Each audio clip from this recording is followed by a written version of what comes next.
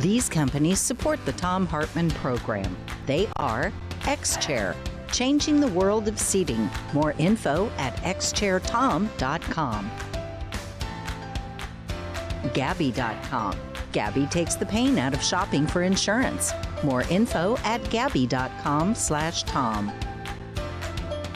HelloFresh, delivering fresh ingredients and mouth-watering recipes. More info at hellofresh.com, code TOM.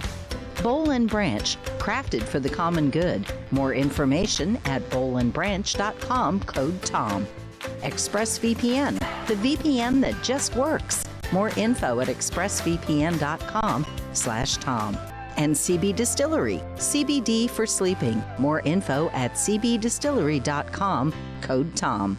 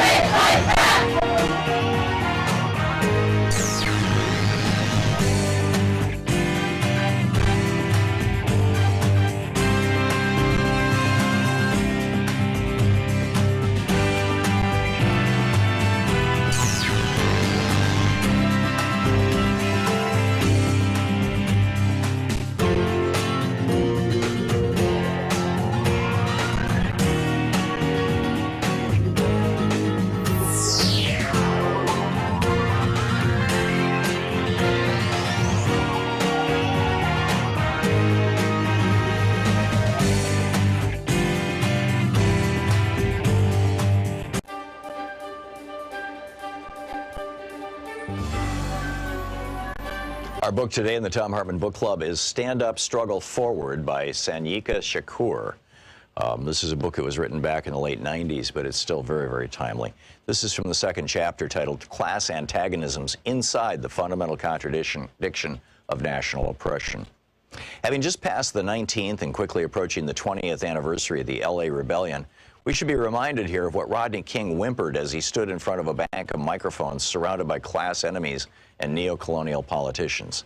We should remember how he'd been dressed in that non-threatening cardigan sweater, white shirt, and black tie, how his hair had been tortured into submission by a jerry curl.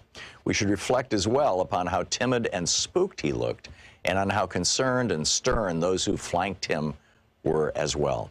That was a Kodak moment. It was staged to foster an image of contrition and resignation, submission, of victim. Rodney King had been led to believe, through a bourgeois sense of reasoning, that the rebellion was really about him, that the reason new Africans and Mexicanos took to the streets of South Central was the result of his filmed beating. That, of course, is typical of mechanical bourgeois thinking. What it's not typical of, however, is someone from the hood. And this cuts both ways. No one in the hoods and barrios ever thought it was about Rodney King. We'd all seen the film over and over like everyone else, but that was par for the course. We'd always seen that, long before anybody caught it on tape. Actually, we'd experienced much more than that. Why, it's safe to say that the hoods had gone to war with each other in vicious waves of internal, intra-class combat for much less than that, though because of a general colonial mentality which prevents the challenging of bottom-up oppression, the same hood forces will not, in any systemic way, wage war on the pigs, or for freedom, land, and socialism. Rodney King alone and of his own accord would not have thought to hold a press conference to ask the asinine question in the form of a whimpering request, can't we just all get along? The fact of the matter is, we are getting along. New Africans and Mexicanos are getting along just fine. What we couldn't understand was why he was admonishing us for getting at the exploiters of our communities. The impression he gave, with his handler's hands up his back like a ventriloquist troll, was that a race riot was going on, as if we had all begun to kill each other or burn and rob each other's homes. His handlers compelled him to send up a false flag, a diversion. But you see, this was the very thing that exposed the class interests and reactionary politics of the Uncle Toms that had been designated to handle him, and by extension, us. Let's go back for a minute. Let's talk social development, aka history. There exists a fundamental contradiction in our lives that, like an elephant in the room, no one wants to acknowledge. As a consequence of the war waged upon various African nations by European powers, those of us captured and kidnapped were taken out of our own self-determining social developments and violently forced into Euro-American history. This is not simply a clever play on words. This is a reality. We lost the ability to control our own destiny. Read that again. From that time until now, the fundamental basic contradiction between the U.S. oppressor nation and our own oppressed and colonized nation has been the governing imperialist relationship, which is to say, us not being in control of the qualitative factors that determine our lives as a people, as a nation. Our tradition of struggle against this fundamental contradiction has taken many forms, some hidden or obscured, some open and hostile. But all of these have been open to resolve the fundamental contradiction and to regain our independence. While there have been some bona fide struggles to resolve the contradiction, there have also been reactionary neocolonial struggles waged by internal enemies loyal to the oppressor nation and culture that have tried time and time again to subvert and control our destiny for the benefit of the capitalists. They've come among us, always imposed from above, stirring up emotions and giving lip service to progress, equality, justice, and prosperity. These always within the colonial confines of the oppressor's arrangements, and none collectively ever materialize, because without a resolution of the fundamental contradiction, that is the freeing of our productive forces from U.S. imperialism and the governing of our own affairs, we'll remain a minority within the American system as opposed to a majority in our own, and subjected to the established bourgeois social contract, i.e. colonialism, neo and post. We can parade all through the empire with black congressmen, black mayors, black governors, black police chiefs, black Supreme Court justices, hell, even a black president. And absolutely nothing will alter the genocidal relationship that governs our national oppression here, because the blacks are part of the colonial apparatus. They have made a strategic alliance with the capitalist imperialists to act as go-betweens in our oppression and exploitation. This is a conscious class stand. The black petty bourgeois is not innocently confused, like, say, Mrs. Jackson across the street is, about our national oppression, about the existence and subjugation of New Africa. They are well-read, have traveled in our experience. They've just chosen sides against us and in favor of our historical enemies. And the sooner we recognize and internalize this, the better off we'll be. Black ain't nothing but a color. As a designation of our national identity, it has played out. It is a superficial understanding at best and a foolish and dangerous analysis at worst. We have no collective control over the qualitative factors which determine our lives. We do not, in other words, control our destiny, not as a people or a state. The book is Stand Up, Struggle Forward by Sanyika Shakur.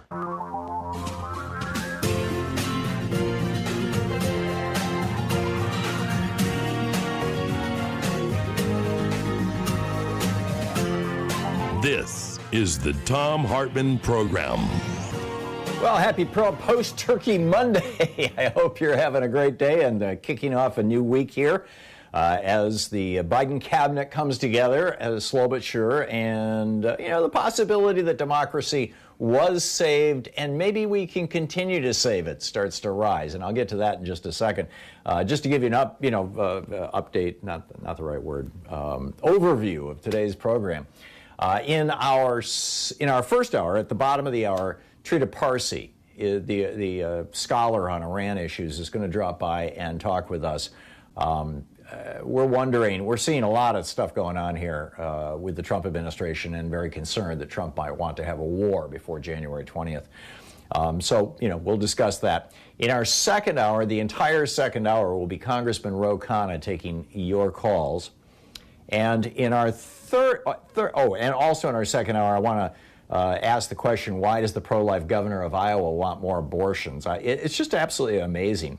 And then in our third hour, David Orr is going to be with us. He is the co-editor of Democracy Unchained and a professor of environmental studies at Oberlin.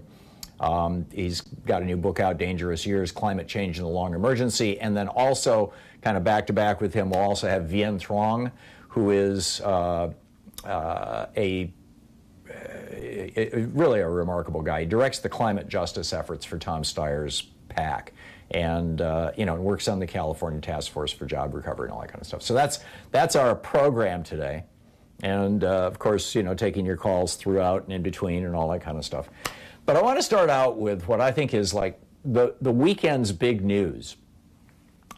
that the fascists and the billionaire oligarchs within the Republican Party are already preparing to steal the 2024 presidential election.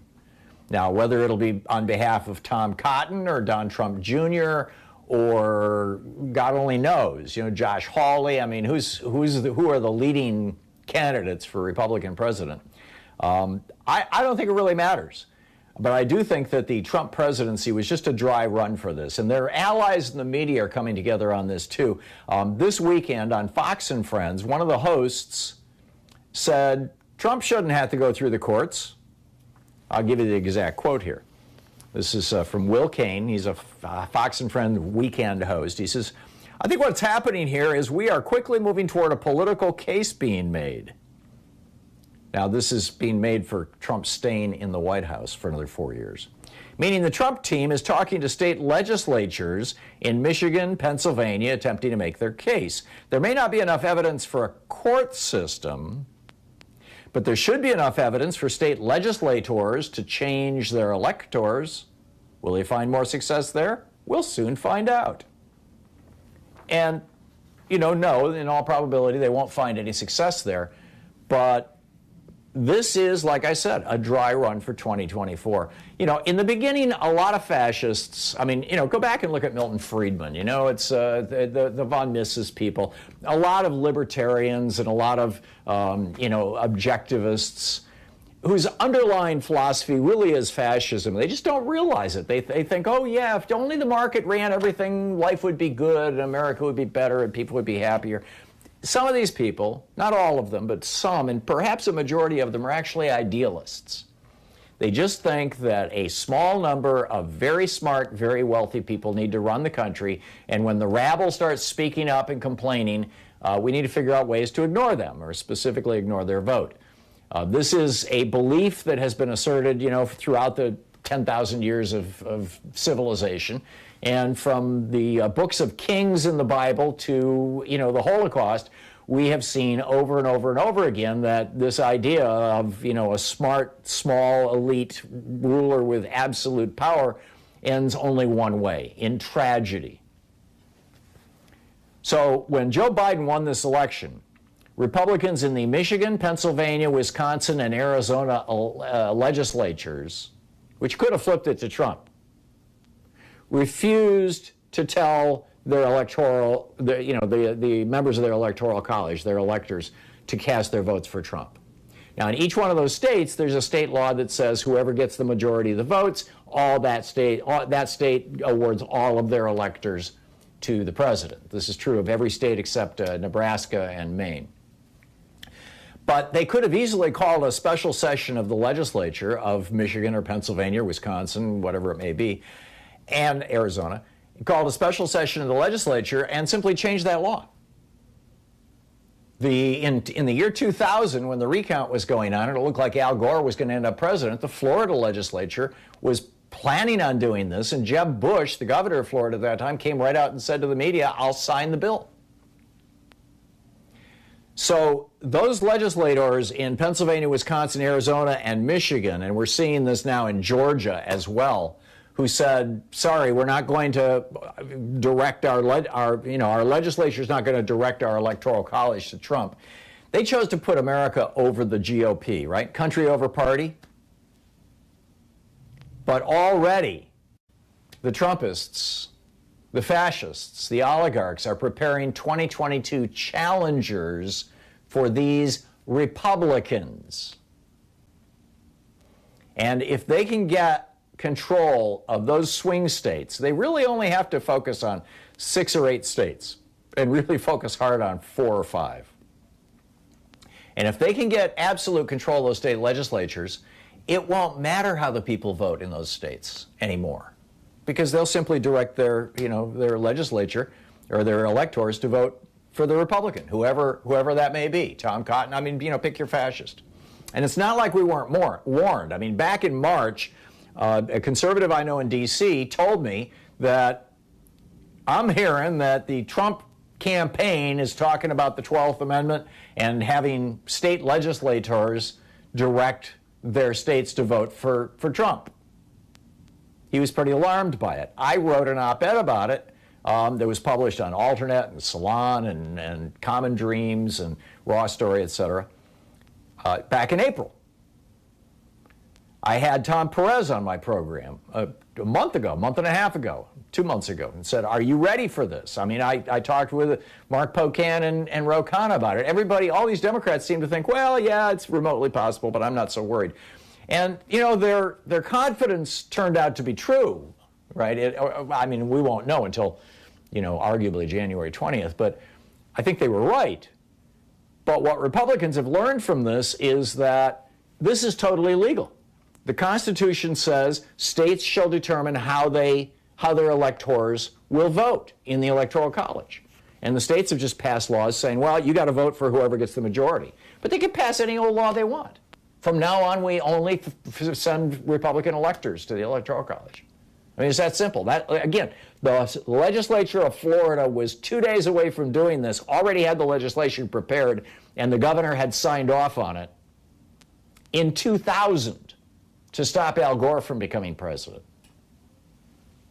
I mean, this constitutional loophole could give the next authoritarian Republican in the White House the absolute power to ignore the will of the people in this country and take us down that road that Germany and Japan and Italy and Spain traveled in the 1930s, and that today we're seeing played out right now in Hungary, the Philippines, Poland, India, Brazil. Neo-fascists have seized power in every one of those countries. Back when the Electoral College was put into place, Hamilton said, the process of election by the Electoral College affords a moral certainty that the office of president will never fall to the lot of any man who is not in eminent degree qualified, endowed with the requisite qualifications. In other words, they would be the guys who'd go to D.C. and find out if the guy running for president was a drunk. But, you know, that's not how it's worked. And the Electoral College is now an anachronism, has been for over 200 years. It no longer takes a week for the news to get from Georgia to D.C. And we need to end the Electoral College before the next election. That Electoral College loophole has to go. This is the Thom Hartmann Program.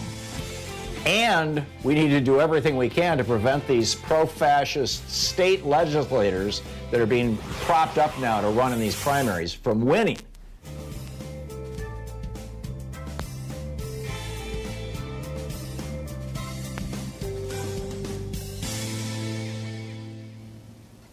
And welcome back. Paula in Miami. Hey, Paula, what's on your mind today?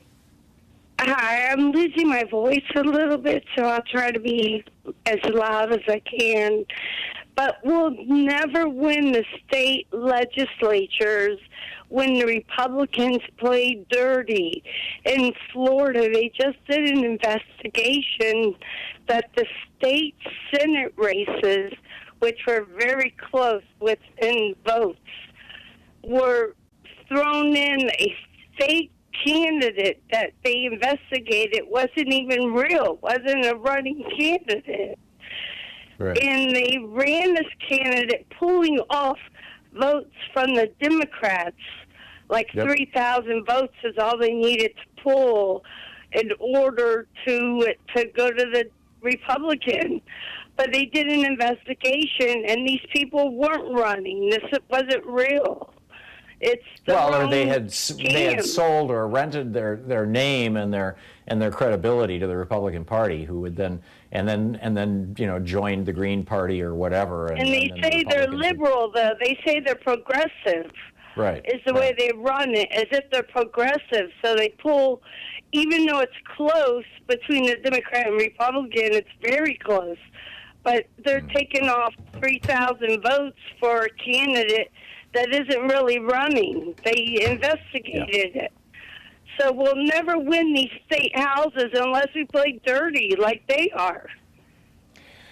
Or call them out when they play dirty. But and we've got to pay attention to gerrymandering, and we've got to. And the other thing, of course, my hobby horse here is the 1,200 right-wing radio stations across the country.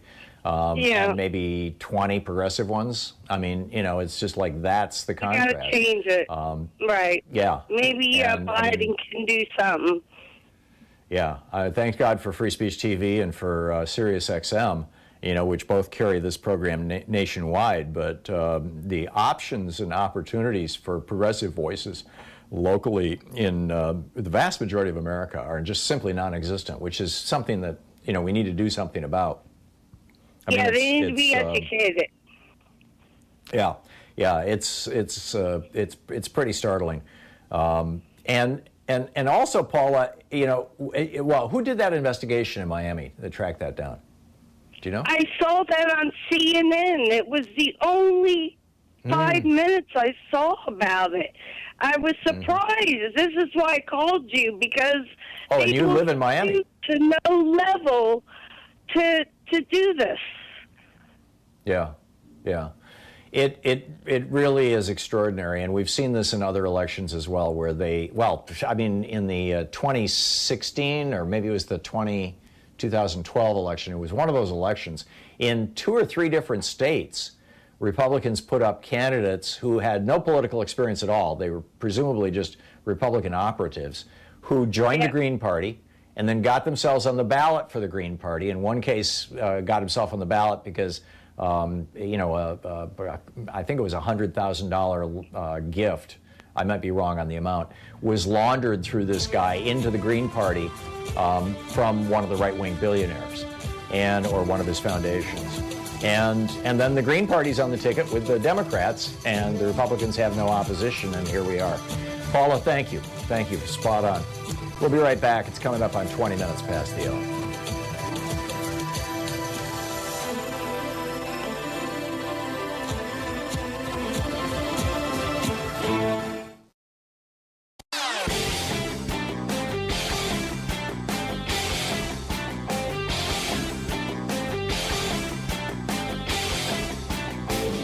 I'm speaking at the Bioneers 2020 conference. It's running December 5th and 6th and 12th and 13th. My keynote is how all life is organized around democracy. Tickets are available at Bioneers.org, and there's a 20% discount with the code THOM, T-H-O-M.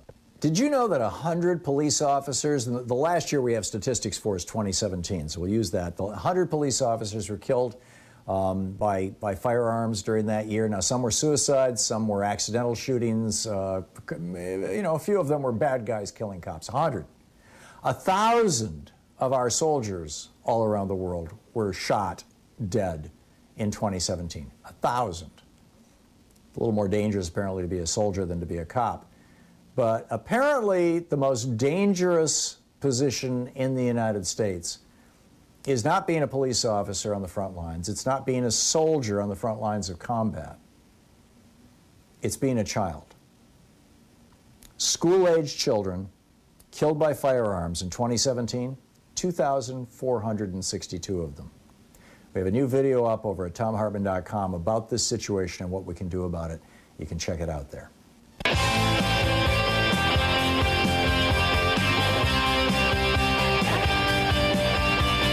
So let me dig a little deeper into our circumstance and situation right now. Great news on the coronavirus front. It's hard to keep them straight. I don't recall if this was Pfizer or Moderna. I think it was Moderna. But in any case, one of the 3 vaccines. One of the 3 vaccines. This morning, the company just released a much larger data dump. Much larger, groups and things. And what they found was that the vaccine was over 95% effective in preventing people from getting COVID. And of that 5% of ineffectiveness, in other words, the people who actually did get COVID after they'd been vaccinated, none of them ended up going to the hospital. So it's 100% effective against severe COVID. And that's really cool. And I'm going to get a shot as soon as I can. And, I think by this time next year, certainly, and maybe even 5-6 months earlier than that, 5-6 months from now, I think that life is going to start to go back to normal. But right now is not normal, and right now people are in a crisis. I've run small businesses ever since I was 17 years old. The first business I started, the electronics joint in East Lansing, Michigan, it was a TV and stereo repair shop. And we grew really fast. We started in the back of a head shop, and then we moved into our own offices. And I went out and borrowed $3,000 for lab equipment, for repair equipment, thinking that we would have all this business as TVs were becoming modular. It was for developing, it was for, working on the next generation of TVs. I completely miscalculated. There was no demand for it at all. And I had this debt, and it killed my company. Now, $3,000 doesn't sound like a lot today. It was like, that would be maybe the equivalent of $25,000 or $30,000 in today's money. That was, 1970, I think. In any case, so but I remember the god-awful feeling of, oh my God, my business is going under. I don't ever want to be in this situation. My business is collapsing. My personal income has gone to zero. I can barely pay my employees. I'm not sure I'll be able to pay the lease next month or the rent. It was frightening. I mean, it was one of the best lessons I learned in retrospect on how to run a business, and the main reason why no businesses that I've started since then have gone down in flames like that. But, and truth be told, the economy wasn't in crisis. I was 19 years old. The world was my oyster, as it were.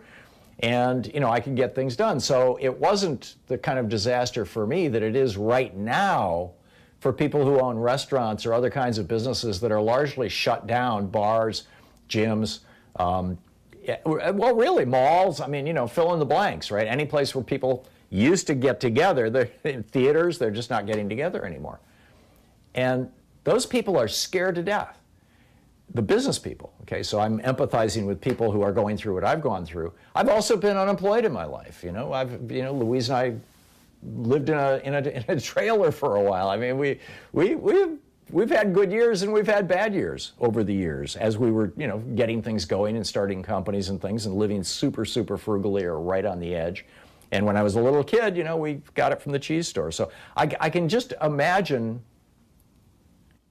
the horrible feeling that literally 10 million, as many as 22 million actually, Americans have right now, knowing that if Mitch McConnell doesn't allow something to get through the Senate, the day after Christmas or the day after Boxing Day, I think it's December 27th, unemployment insurance ends. The long-term unemployment insurance for people during the COVID emergency that was built into the CARES Act, it simply ends.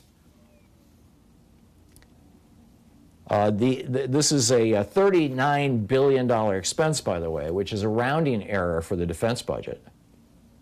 After December 31st, homeowners can't request penalty-free forbearance on federally backed mortgage payments. That's 2.7 million people.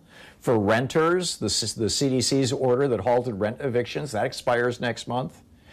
The CARES Act paused payments on government-backed student loans without interest. 22 million student loan borrowers took advantage of that.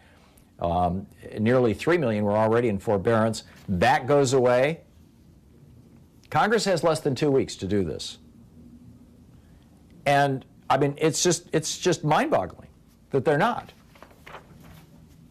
Bernie Sanders talks about, and he wrote this great op-ed over at The Guardian, about how if we want to avoid future authoritarians, he said that, if you look across America and look at who voted for Trump, and to the extent that I'm okay with anybody doing an analysis of Trump voters, oh my God, spare me.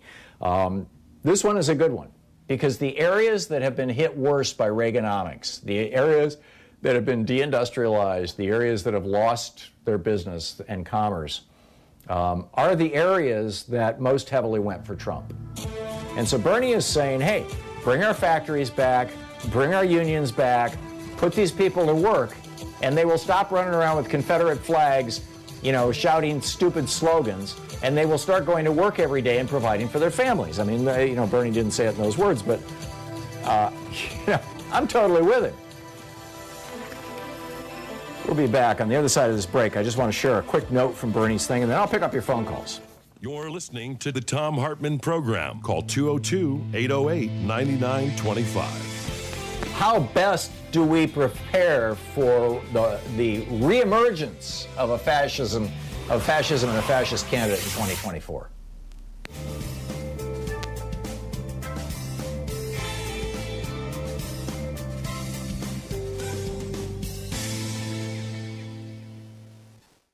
People who make a regular sustaining gift to Free Speech TV will, number one, receive a 2021 calendar magnet, which is really cool. Number two, your donations will be matched dollar for dollar by Jeffrey in California for the first 3 months, up to $7,000.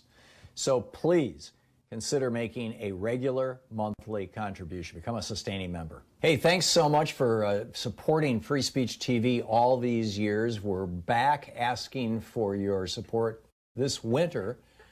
You know, we can all kind of take a deep breath now that the White House is presumably safe and secure, and transitions are starting, and of course there's another election coming up in Georgia, but it's not quite so crazy.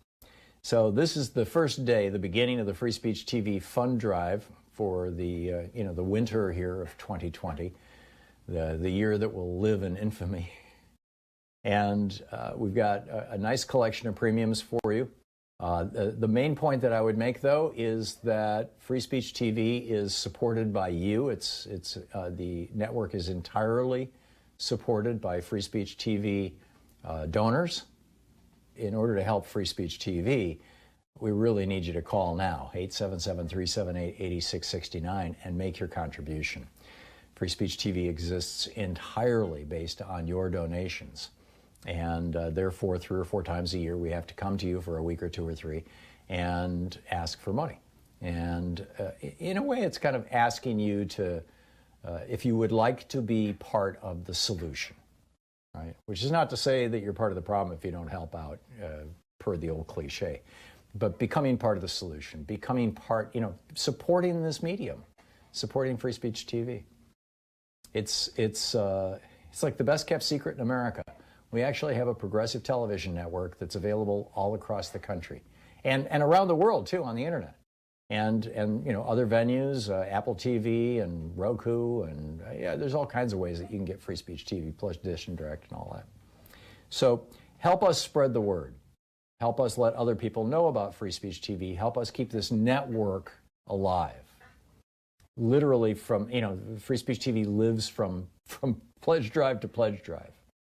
Now, in every pledge drive, we do pick up some monthly donors, people who say, yes, I'm going to commit to give $10 a month and just keep taking it. And when I stop watching Free Speech TV or when I can't afford it anymore, I'll let you know and you can stop dinging my credit card every month. And every single pledge drive, we get another 30 or 40 or 50 or 100 or sometimes even a couple hundred people, who say, yes, here's a small gift that you can take from my credit card every single month. And those are starting to add up. So, now maybe, I frankly don't know the percentages, but it used to be all of what we brought in. I mean, I'm talking like, 10 years ago when we started doing this. It used to be all of what came in was just what came in with the pledge drive. Well, now there's a little bit of a cushion from people who have, in previous fund drives, said, yes, I want to pitch in, I want to be part of Free Speech TV, I want to help out. You can become one of those people right now by calling 877-378-8669 and saying, I would like to make a monthly recurring pledge. I'd like to become, a sustaining member of Free Speech TV. That's really important if you can do it. That said, there's a bunch of goodies for people who call now, 877-378-8669, and say, yes, I would like to make a contribution, a specific, large, one-time large gift contribution to Free Speech TV. With a $20 gift, you have your choice of the Thom Hartmann University bumper sticker or the Free Speech TV Fight for Democracy sticker. With a $50 gift, you have your choice of the Free Speech TV webcam cover or the really cool top-down tote bag that says, it's a tote bag and it's titled "Change Never Happens from the Top Down." That's either of those are the $50 gift. With a $75 gift, there's a Free Speech TV hat or the Thom Hartmann Program mug. With a $100 gift, you have your choice of either 2 Free Speech TV face masks or the Free Speech TV Quarantine 2020 tumbler. This is really cool. I actually gave something very similar to this as a birthday gift to our business manager a while ago, to our agent, Ron Hartenbaugh. With a $120 gift, you get your choice of the Free Speech TV social distancing kit or my book, The Hidden History of Monopolies, or my newest book, which it comes out actually in the spring. You won't get it for a month or three, but you'll be one of the very first people to get it, and you'll get an autographed copy, is The Hidden History of American Oligarchy. With a $240 gift, you can join us on a Free Speech TV meet and greet. We do these via Zoom, and we do them a couple times a year. The next two are scheduled for January 13th and February 17th, and we'll hang out together for a while. And with a $240 gift, you get both the Monopoly book and the Oligarchy book. With a $360 gift, you get the Oligarchy, Monopoly, 2 sets of face masks, and the tumbler. And with a $1,000 gift, get in line for our meet and greets. Bottom line, call now, 877-378-8669. Thank you.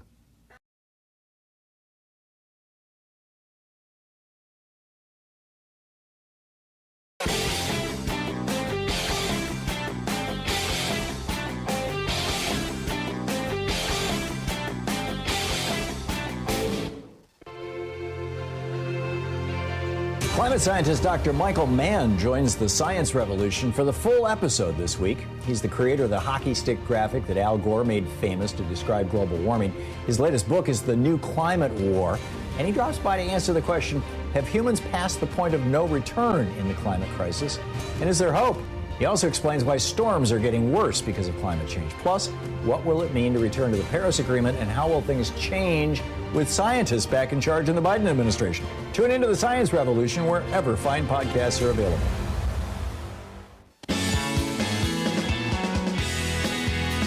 Welcome back. Thom Hartmann here with you. Just a couple of thoughts here.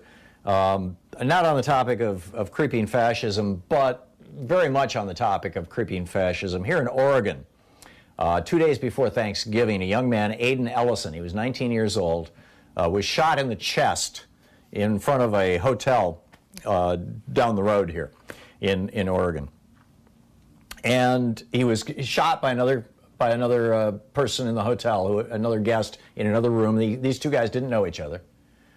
And this young man, Aiden Ellison, 19-year-old kid, had the music in his car on, and this white guy came up and said, that's too loud, basically. And they got in an argument about it. The white guy pulled out a gun and shot Aiden Ellison in the chest. Aiden Ellison is not white. He's a black guy, and he's dead. Just down the street from me, as it were. I mean, this is a nationwide friggin' epidemic. It's absolutely screaming poison. And I think we're trying to get Trita Parsi on the line right now. But Donald Trump, going along, Donald Trump says, postal worker, there are many mailmen, they're in big trouble right now for selling ballots, getting rid of ballots. Trump's latest delusional fantasy, or, sales pitch to his neo-fascist base, is now, the mailman did it. This after, he cut their overtime, he ordered them to slow down the mail, he destroyed 600 sorting machines, and now he's blaming the post office for his loss. It's mind-boggling. It is absolutely mind-boggling. Dr. Trita Parsi is on the line with us right now. Dr. Parsi has been with us many times in the past. And one of the most thoughtful commentators we touch base with here is the executive vice president of the Quincy Institute for Responsible Statecraft. QuincyINST.org is their website, and his Twitter handle is tparsi. Dr. Parsi, thank you so much for joining us. I'm looking at this Iranian scientist, Mohsen, perhaps you could say his name. I'm not sure how to pronounce it. Thank you very much. That has been assassinated. He's the top nuclear scientist in Iran. He was very, very well protected. Israel has apparently assassinated other Iranian nuclear scientists in the past, and it's widely believed that they're responsible for this one. And now we've got Jared Kushner going to hang out with Mohammed bin Salman, and last week we had Mike Pompeo having a secret meeting with bin Salman and with Netanyahu. What is going on in that region? Well, what is happening is that these countries Saudi Arabia, the UAE, and Israel, who strongly oppose the Iran nuclear deal. They strongly oppose any reduction of tensions between the United States and Iran because they fear that if the nuclear issue is resolved and U.S.-Iran relations improve, the United States will have an easier time leaving the Middle East militarily. That if that happens, they will be in a more problematic situation, at least the Saudis and the UAE will be, because they can't necessarily fend for themselves, and they're enjoying a balance of power right now that they cannot create on their own. They can only create it by the United States being there militarily. The American public wants to leave, but these countries are now trying to create as much obstacles as possible to make it impossible for the Biden administration to reduce tensions with Iran and resolve the nuclear issue. So you're suggesting that it is possible, or are you asserting that Israel assassinated this nuclear scientist not to cripple the Iran nuclear program, but to make it politically impossible or very, very difficult for Biden to have any kind of rapprochement or work out any kind of, back into something like the Iran nuclear deal? What the Israelis and the Saudis and the UAE fear is not an Iranian path to a nuclear weapon, it's an Iranian path to Washington. In the past, we have seen clearly that the timing of these assassinations, and the Israelis have conducted several of these, they have not coincided at moments where the Iranians have been on the cusp of making a major nuclear breakthrough. They've coincided with moments in which there was diplomatic breakthrough that was about to happen. And that's exactly where we are today. In 7 or so weeks, Biden is going to become president. He's already said he wants to walk back into the nuclear deal. Netanyahu said last week that Biden absolutely should not do that. And this is his way of preventing Biden from doing it. But what's important in all of this to keep in mind is that I think it is quite unlikely that Netanyahu would have done this if he felt that, without some sort of a green light from the Trump administration. But he must also have felt that Biden doesn't have the political will to do anything about it, to impose a cost on Netanyahu for deliberately sabotaging Biden's diplomacy. Only Biden can correct that perception that Netanyahu has. And how would he do that? Well, by being much more firm with these strategic partners that the United States have in the Middle East, who have become increasingly reckless and increasingly willing to undermine U.S. national interest in order to advance their own interests. I mean, there has been a degree of deference towards these countries that is now really starting to come back and bite the United States in the back, because they're acting not only in disregard of U.S. interests, but in deliberate attempt to undermine U.S. interests. We're not on the verge of an election. Is there anything that Americans can do other than, I don't know, social media support for a Joe Biden pushback, or re-embrace the JCPOA or whatever? Is there anything average Americans can do? I mean, or is this out of the hands of Congress? I think Congress still plays a very important role, actually, because Congress needs to signal to the Biden administration that Biden actually has a tremendous amount of political space to do the right thing on the Iran deal, also on Yemen and Saudi Arabia. And pressure on Congress from the public, I think, can be tremendously helpful in this regard. The Israeli element is going to be a little bit trickier, but it's needed nevertheless, because at the end of the day, America's strategic partnerships are supposed to actually advance U.S. interests, not undermine U.S. interests. You would think. You would absolutely think. Dr. Trita Parsi, Dr. Trita Parsi, the Executive Vice President of the Quincy Institute for Responsible Statecraft. T. Parsi is his Twitter handle. Dr. Parsi, thanks so much for dropping by. It's always so good talking to you. Thank you so much for having me. So much. My pleasure. Thank you. Thank you. It's 42 minutes past the hour. We'll pick up some of your phone calls here. Dave in Inverness, Florida. Hey, Dave, what's on your mind today? Well, I was thinking about what you just said, Tom.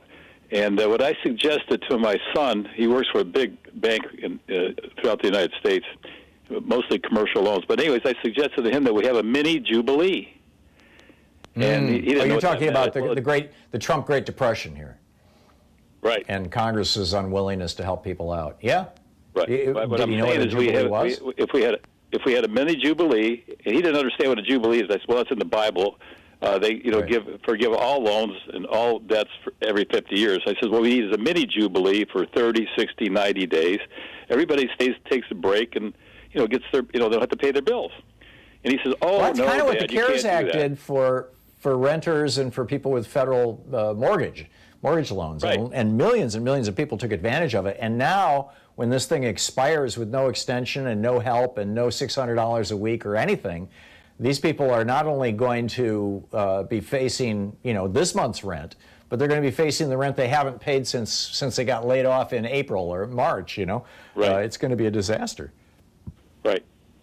Well, I by the way, I always tease my son because he's a bankster. I told him.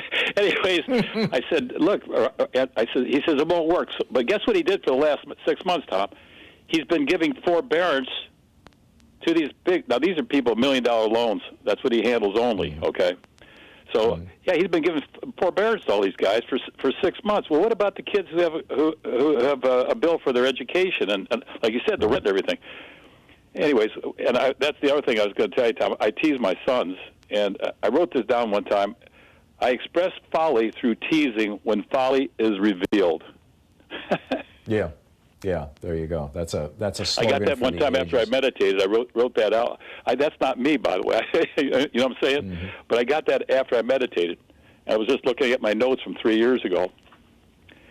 So I do that with my sons, so Dave, so they reflect on what they're doing. Yeah. I mean, the argument the counter argument, if there was a conservative on the show right now, what he or she would be saying is, if you give people forbearance, you're simply going to be accumulating debt for them they're going to have to pay later. If you give them a jubilee, if you forgive that debt, you are encouraging risky behavior. I mean, they've got these nice little slogans, right? Negative incentives and, risk potential and all this stuff. But really what it is, let's help out the billionaires and the big corporations and screw everybody else. Workers don't need any help. Mitch McConnell made that very clear. When so much of the coverage expired in July. This is just a disaster. Dave, thank you for the call. We'll be back. It's 45 minutes past the hour. Back before your calls in just a moment. And don't forget, the next hour, the entire hour, Congressman Khanna, Vice Chair of the Congressional Progressive Caucus, will be taking your calls. You're listening to Thom Hartmann. Visit ThomHartmann.com for audio and video archives. Back with more of your calls and the news of the day right after this.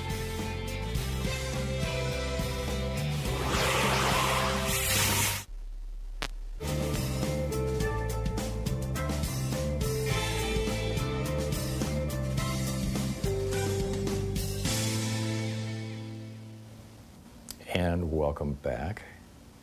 Deborah in Columbia, Tennessee. Hey, Deborah, thanks for watching us on YouTube. What's on your mind today? Thank you for taking my call. It finally occurred to me after having all the disinformation all over Facebook and in the news and the aggravation that if we could, I believe one of the most important pieces of legislation that should be introduced and passed is to hold any organization representing themselves as news responsible to the truth. Opinions should be stated as such up front.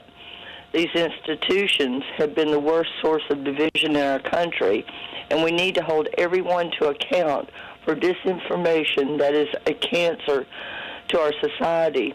And then we should go even further and include all politicians to even stiffer monetary punishments and impeachment for lying to the American people. So what do you think? I love your sentiment. I'm completely with you. We need to clean this mess up. Here's the problem. What is truth? To quote the old, who was it, Pontius Pilate, I think. Deborah, if you think back to pre-1978 or pre-1987, before Reagan did away with the Fairness Doctrine, every radio station in the country carried news at the top and typically at the bottom as well of the hour. And every television station in America carried a half hour of local news and a half hour of national news during prime time. And those were to satisfy the requirements of the Fairness Doctrine, that these stations program in the public interest, which was widely understood to be news.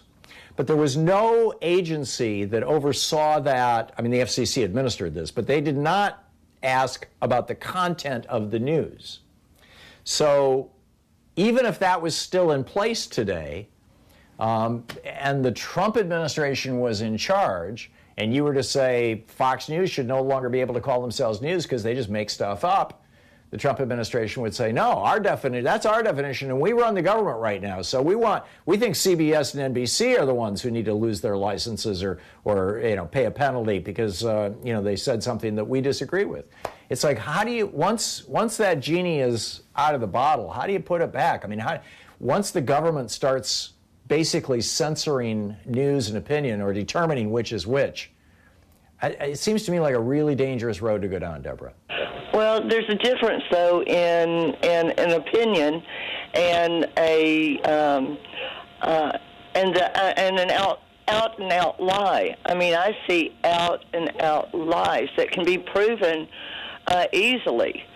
So if we just say, oh well, it's going to be too difficult, to enforce. Let's just keep it simple. At least maybe it'll put the brakes on some of these people just out and out lying. Yeah. I totally get it. And, it's something I try to do on this program every day is number one, tell the truth, and number two, do it in a way that I can back it up, and number three, occasionally point out how the truth is not being promulgated on other networks, particularly Fox so-called news. But again, I'm just very wary of the government looking over my shoulder or anybody else's. Deborah, thank you for the call. It's a thought-provoking position, and I do think that a return of the fairness doctrine, as weak as it was, is a good idea, but the news was based more on tradition, and Mitch McConnell has taught us what Republicans and conservatives think about tradition. There was a tradition that you give a Supreme Court appointee a chance.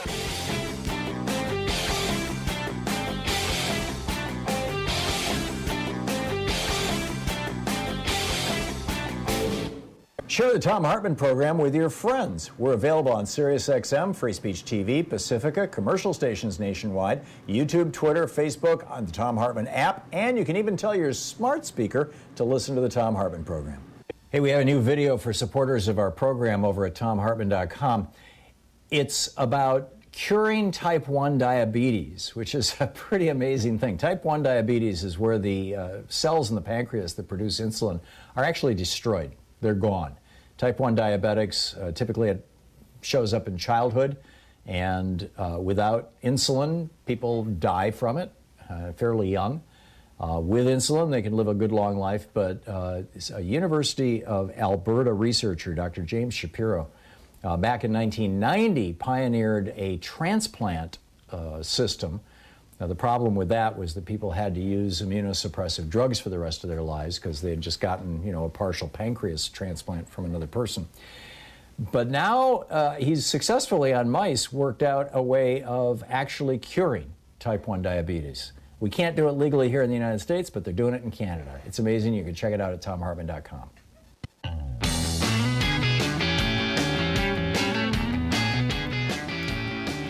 Welcome back. Thom Hartmann here with you, and Dave in Federal Way, Washington, our resident former intelligence officer. You wanted to weigh in on the Iran deal? Yeah, and I wanted to connect it to your topic of creeping fascism, Tom. Okay. Hey, look, here's the truth. All right, I mentioned it once before about Russia and their obsession with territorial integrity. Okay, now Israel apparently is acting with impunity on the ground in Iran. I mean, Damavand is 40 miles. This is like a ski resort up there. It's a beautiful area. It's like 40 miles from Tehran, the capital. So this is where the guy was assassinated. Yes, sir. And apparently by the Israelis, maybe with some American assistance. Who knows? But the bottom line is Iran does not have control. Tehran does not have control of its borders. Now, this is not good. This is not good, and because all right, like let's say you're an Iranian and you get a few speeding tickets, and you are possibly facing a sentence in Arwin prison. Okay, the prison that you don't come back from, right? But then at the same time, there's foreign military forces acting with impunity. Think about what that would do to a citizen of America if the shoes were reversed. All right, and this is a very dangerous if some other country, situation. if Mexico had been traveling around inside the United States assassinating U.S. government officials, and essentially bragging about it. Well, yeah, at least and refusing even to deny it. Right, even these Trump voters with their, we got to build a wall because we got women and children coming across the border. Even their obsession with it does have a deep cultural, it does have a deep connection, all right? They're saying you can't control your country if you can't control your borders. And that's basically true, but women and children aren't really a threat. But anyways, the bottom line is the Russia connection and the spread of authoritarianism. Now, there was this guy, Jonathan Rauch, who was asked about Trump's mental state. Is Trump delusional? And he said, no, it doesn't matter. Trump is using the old Russian technique of a fire hose of fiction. But he's even better in it. Now, yes. Now, here's where I separate myself. Now, John Brennan, the director of the CIA, said that Trump is better at this technique than even Vladimir Putin. Here's what I know to be true. To be successful at the fire hose of fiction, you have to have it has to be a corporate endeavor. You have to have, like, the organs of state, like the KGB. You have to have a security apparatus helping you form this. And what I'm afraid of is Trump, and even Jonathan Rauch said Trump is going to continue this fire hose of fiction even after he's out of office. The question is the Republican Party going to go along? Now, now let me connect this to France real quick. France has a very controversial global security bill where France is restricting the media from recording police abuse and whatnot, right? Not just the media, average people. France is trying to make it a crime for an average person to take video of a police officer beating the crap out of somebody because the cops beat the crap out of this black guy who was a music producer in his own home. He ducked back in when he saw them coming because he had forgotten his mask. They thought he was, was furtive. And they chased him into his house and beat the crap out of him, not realizing that he had security cameras in his house or in his office. And now the French people are on the streets because Macron and his party want to make it illegal to videotape the police. We've seen efforts to do that here in the United States that have been shot down by our courts. I think in France, this is going to be shot down by the people. But anyhow, Dave, you got the last 30 seconds. Yeah, I hope it does get shot down because I believe, all right, Russia is looking at the long game. They are looking for victory, okay? I don't care what your opinion is if you think Russia's just nothing but a third world country now. They don't see themselves that way. And the spread of authoritarianism and Russia's efforts, possibly with Donald Trump, which is what scares me, their efforts are looking like they may succeed. And it only benefits you know what I'm saying? It only benefits the survival of the state of the Kremlin. All right. It only and beyond that, what I think is happening is we're seeing a brand new form of capitalism spreading around the world right now that has been flirted with in the past. In the case of I was going to separate the European fascists from the Chinese fascists, but really it's all the same. I mean, China is using capitalism to make itself insanely rich. It's working for them. Orban in Hungary, Duterte in the Philippines. I mean, these guys are supported by the industrialists in their country, Bolsonaro in Brazil, these right-wing authoritarians. And it seems to me that, and here in the United States, I mean, the Republican Party is committed to making government safe for capitalists, deregulate and lower taxes, make it easier to pollute and poison people. And that's just, capitalism trying to shake off the shackles of democracy, in my opinion. Yes, and even Kim Jong-un, as much of a cartoon as we've made of the Kim regime, doesn't do it by himself, right? He has a cadre of elite capitalists. Really, they're predatory capitalists. They really are. Yeah, they really are. And they're funding the Republican Party and these hard right people. Dave, thank you for the call. It's always good to hear from you. We'll be back. Congressman Ro Khanna, Vice Chair of the Congressional Progressive Caucus, will be here for the hour taking your calls right after this.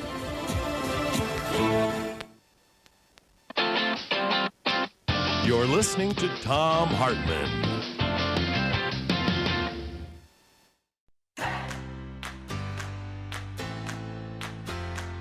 These companies support the Thom Hartmann Program. They are X-Chair, changing the world of seating. More info at xchairtom.com. Gabby.com. Gabby takes the pain out of shopping for insurance. More info at gabby.com/Tom. HelloFresh, delivering fresh ingredients and mouth-watering recipes. More info at hellofresh.com, code TOM. Boll and Branch, crafted for the common good. More information at bollandbranch.com, code TOM. ExpressVPN, the VPN that just works. More info at expressvpn.com/Tom.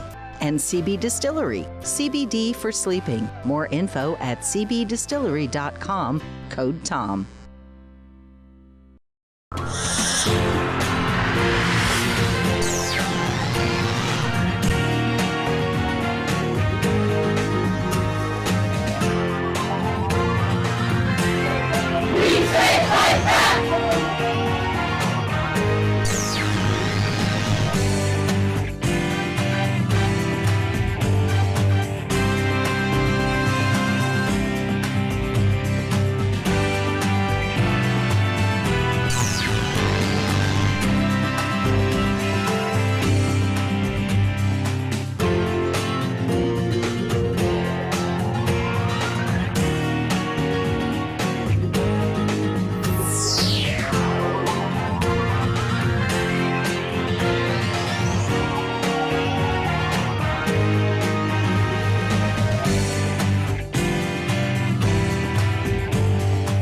People who make a regular sustaining gift to Free Speech TV will, number one, receive a 2021 calendar magnet, which is really cool. Number two, your donations will be matched dollar for dollar by Jeffrey in California for the first 3 months, up to $7,000. So please consider making a regular monthly contribution. Become a sustaining member. Hey, thanks so much for supporting Free Speech TV all these years. We're back asking for your support this winter. You know, we can all kind of take a deep breath now that the White House is presumably safe and secure, and transitions are starting, and of course there's another election coming up in Georgia, but it's not quite so crazy. So this is the first day, the beginning of the Free Speech TV fund drive for the the winter here of 2020, the year that will live in infamy. And we've got a nice collection of premiums for you. The main point that I would make, though, is that Free Speech TV is supported by you. The network is entirely supported by Free Speech TV donors. In order to help Free Speech TV, we really need you to call now, 877-378-8669, and make your contribution. Free Speech TV exists entirely based on your donations. And therefore, 3 or 4 times a year, we have to come to you for a week or 2 or 3 and ask for money. And in a way, it's kind of asking you to, if you would like to be part of the solution, right? Which is not to say that you're part of the problem if you don't help out, per the old cliche. But becoming part of the solution, becoming part, supporting this medium, supporting Free Speech TV. It's like the best kept secret in America. We actually have a progressive television network that's available all across the country and around the world, too, on the internet. And other venues, Apple TV and Roku, and there's all kinds of ways that you can get Free Speech TV, plus Dish and Direct and all that. So help us spread the word. Help us let other people know about Free Speech TV. Help us keep this network alive. Literally Free Speech TV lives from pledge drive to pledge drive. Now, in every pledge drive, we do pick up some monthly donors, people who say, yes, I'm going to commit to give $10 a month and just keep taking it. And when I stop watching Free Speech TV or when I can't afford it anymore, I'll let you know and you can stop dinging my credit card every month. And every single pledge drive, we get another 30 or 40 or 50 or 100 or sometimes even a couple hundred people, who say, yes, here's a small gift that you can take from my credit card every single month. And those are starting to add up.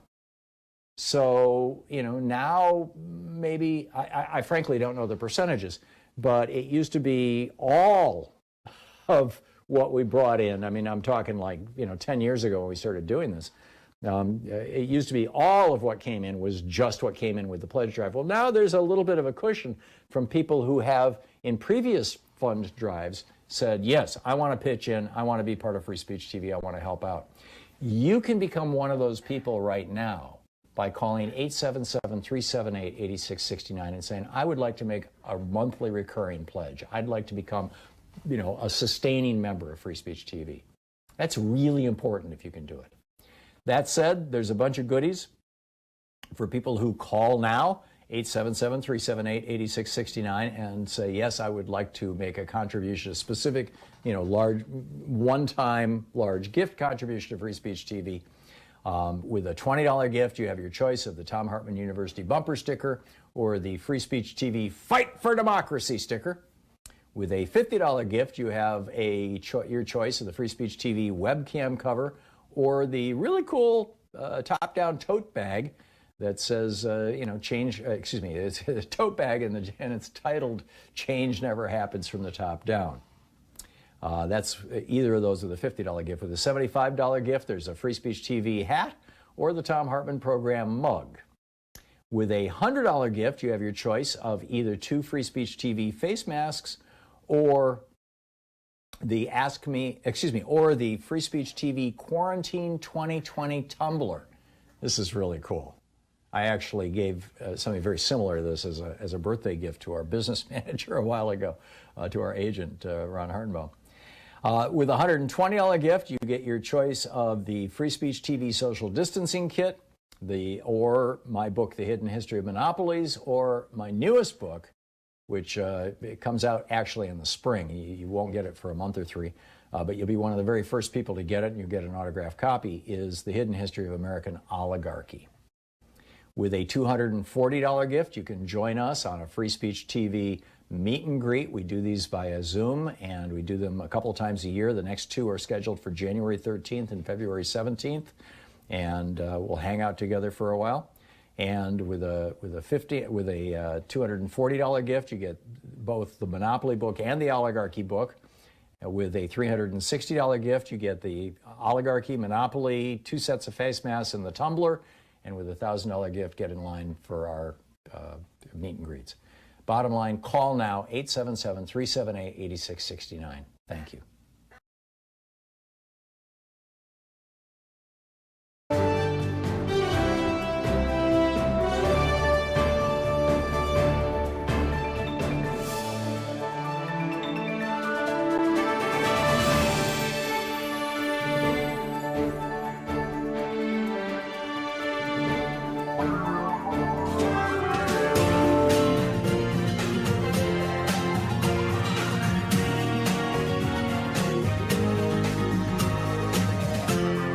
This is the Thom Hartmann Program. Welcome back. This hour, Congressman Khanna, Vice Chair of the Congressional Progressive Caucus, is going to be with us taking your calls for the hour at 202-808-9925.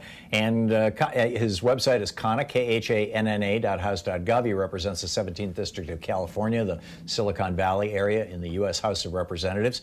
And you can tweet him at Khanna. Congressman Khanna, welcome back. I'm wondering what's on and I hope you had a good holiday. What's on your radar screen right now as we're looking toward January 20th? Tom, hope you and your listeners had a good Thanksgiving as well.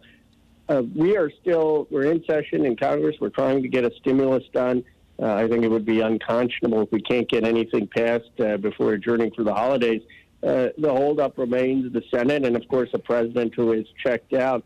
And then finally, of course, President-elect Biden and Vice President-elect Harris are being briefed on the intelligence, but the fact that you still have Trump tweeting out, trying to sow discord and discontent, claiming falsely that the election has been rigged, is really making it challenging to have a transition where Biden starts out with the support of the American public, and we are thinking about ways that we can help President-elect Biden once he takes office to have a better transition. Yeah, there's a lot there, and we need to keep a close eye on it. So, pick up phone calls. Sounds great. Okay, Cheryl in Minneapolis, you are on the air with Congressman Khanna. Yes, I understand that the Senate majority position in the Senate is not a constitutional position that's in the Constitution. It's not in there at all, but that the president of the Senate, which is the vice president, has complete power. If that's the case, I have two questions. Number one, why in 2016 didn't Joe Biden exercise his power to get Merrick Garland a hearing? And number two, what is to prevent Kamala Harris from pulling Mitch aside and saying, "Hey, you need to play nice, because if you don't play nice, I'm going to name Chuck as the leader of the Senate," and that means don't stall on our cabinet appointments, and don't let legislation that has passed through the House sit on your desk for months on end without doing anything. What do you think? I mean, I don't think a lot of people know this. It's more of a traditional position in the Senate. And they don't follow tradition any longer. Thank you, Cheryl. Thank you, Congressman.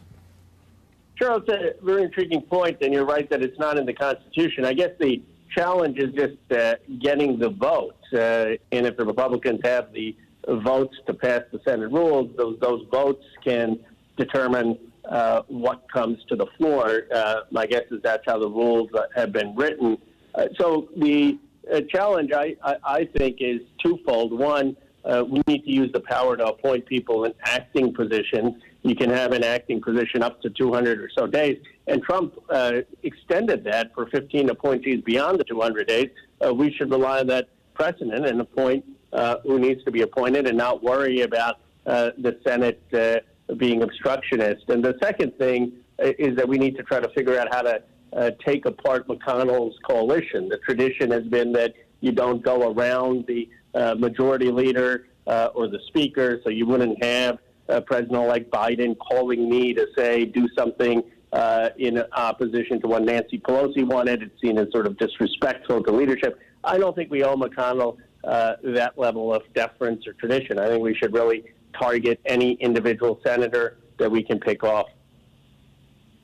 Matt in Santa Maria, California. You're on the air with Congressman Khanna. Excuse me.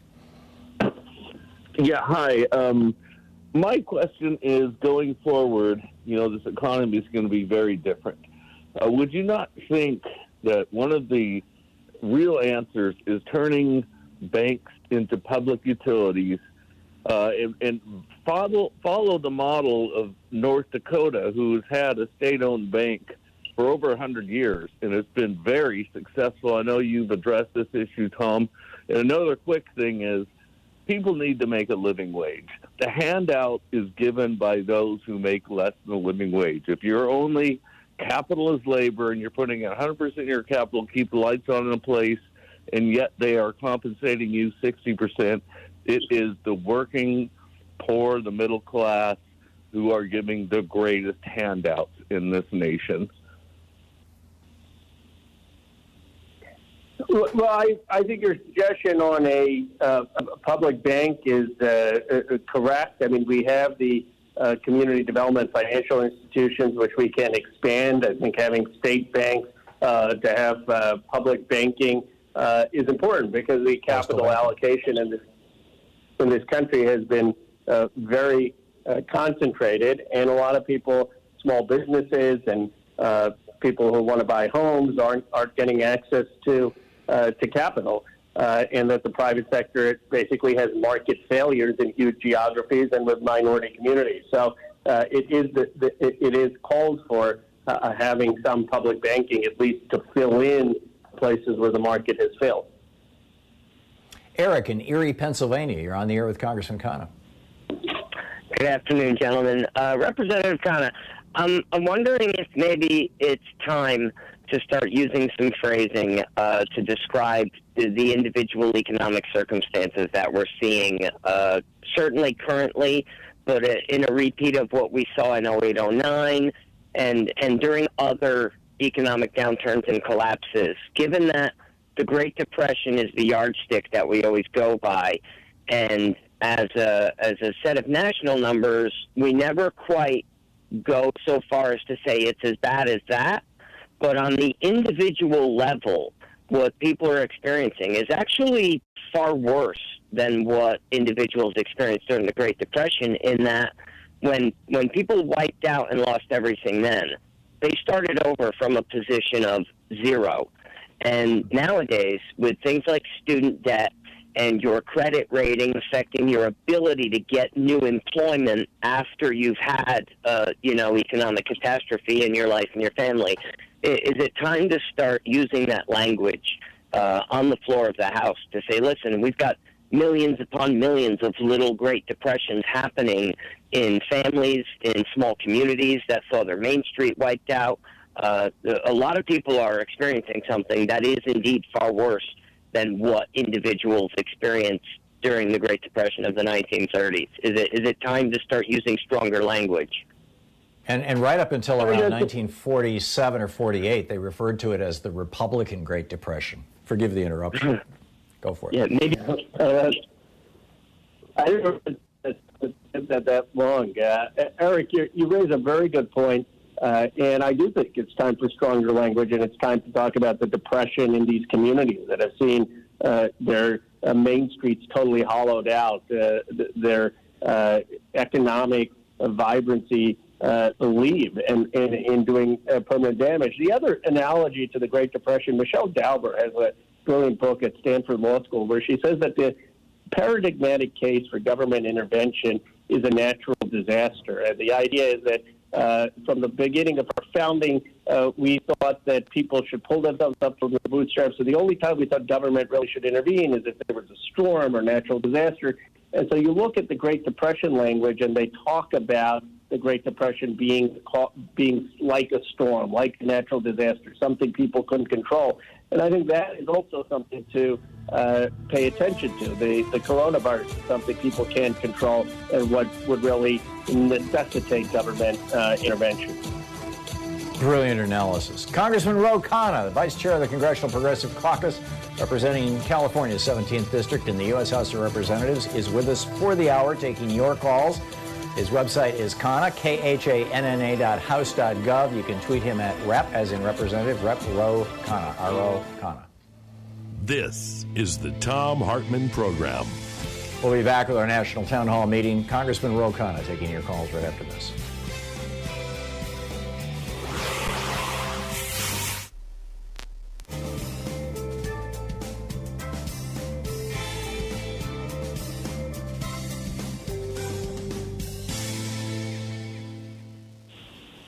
And welcome back. Joanne in Selah, Washington, if I'm saying that town right. Joanne, you are on the air with Congressman Khanna. Hello? Hi, you're on the air. Yes. I wanted to know if it's possible that the progressives could all get together and not vote for Nancy Pelosi as Speaker of the House unless she puts Pramila Jayapal's House Bill 1384 on the floor for a vote. I mean, it's time you guys played hardball. I mean, in a time like this, I can't believe that we do not have single-payer health care. Well, Joanne, Speaker Pelosi was already elected by acclamation. She didn't have any competition, and it would be hard to block votes when there's no alternative. That said, I mean, she said that this is her last term. I think what would be more constructive is to focus on how do we get a vote on Medicare for all? How do we get hearings on Medicare for all? My view is that we should not fear having votes in the chamber or hearings in the chamber just because we may not win, that you build public support by taking up issues and having votes even if you're on the losing end. I was on the losing end of a lot of votes on the Yemen war until it became something that was accepted by the majority. Leadership traditionally has not wanted to have people cast tough votes. I view the whole job of Congress as voting on issues, and that is the real challenge that we need to push for. In Portland, Oregon, listening on X-Ray FM, is it FUF, F-U-F, your name? And you're on the air with Congressman Khanna.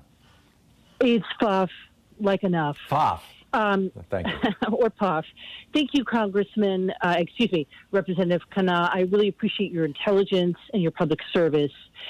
What I'm wondering is, what is the fastest way to increase the electorate with statehood for D.C., Puerto Rico, all the territories, to do a couple of things, to both increase the number of voters and then push to get an expansion or an increase of circuit courts to sort of do an end run around this very extreme power that the judiciary now has. And with the Electoral College and votes and all those things dependent on a very small minority institution. Thank you. Well, Bob, I agree with you.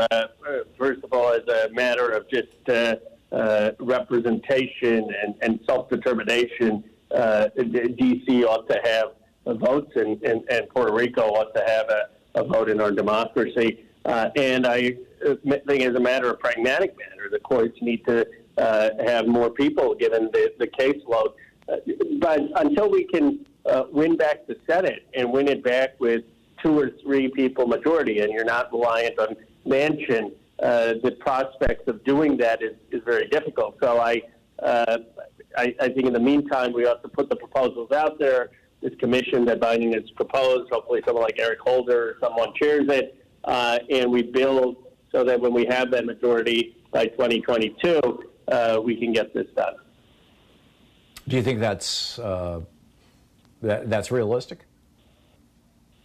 To be able to get a majority in 2022? 2 years? Yeah, I do. I mean, I think it's going to depend on how the economy recovers and how bold we are in the meantime. But I think that forgiving things like student debt and doing other progressive priorities increase our odds of winning back the Senate. I think you're absolutely right, and so much is going to depend on the Biden administration really, using that bully pulpit. Thank you. We'll be back with more of your calls for Congressman Ro Khanna in just a moment.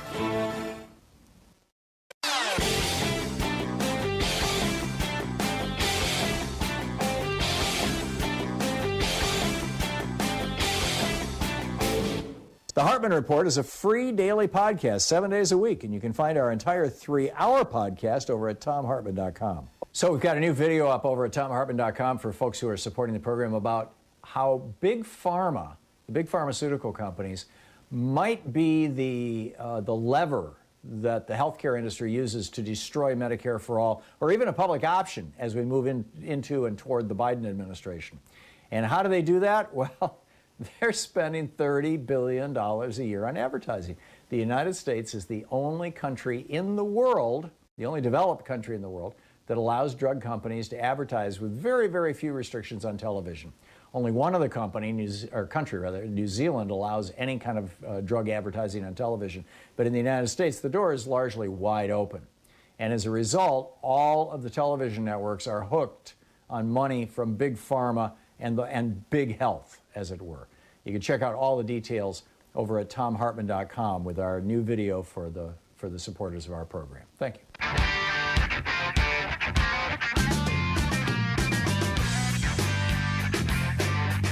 Congressman Ro Khanna on the line with us, and Connie in Buffalo, New York. You are on the air with Congressman Khanna. Hi. I just want to ask or say that I don't know if it's just me, but it seems like Mitch McConnell is our president. How is somebody other than the president given the power that he's given to do what he's doing with nobody able to stop him?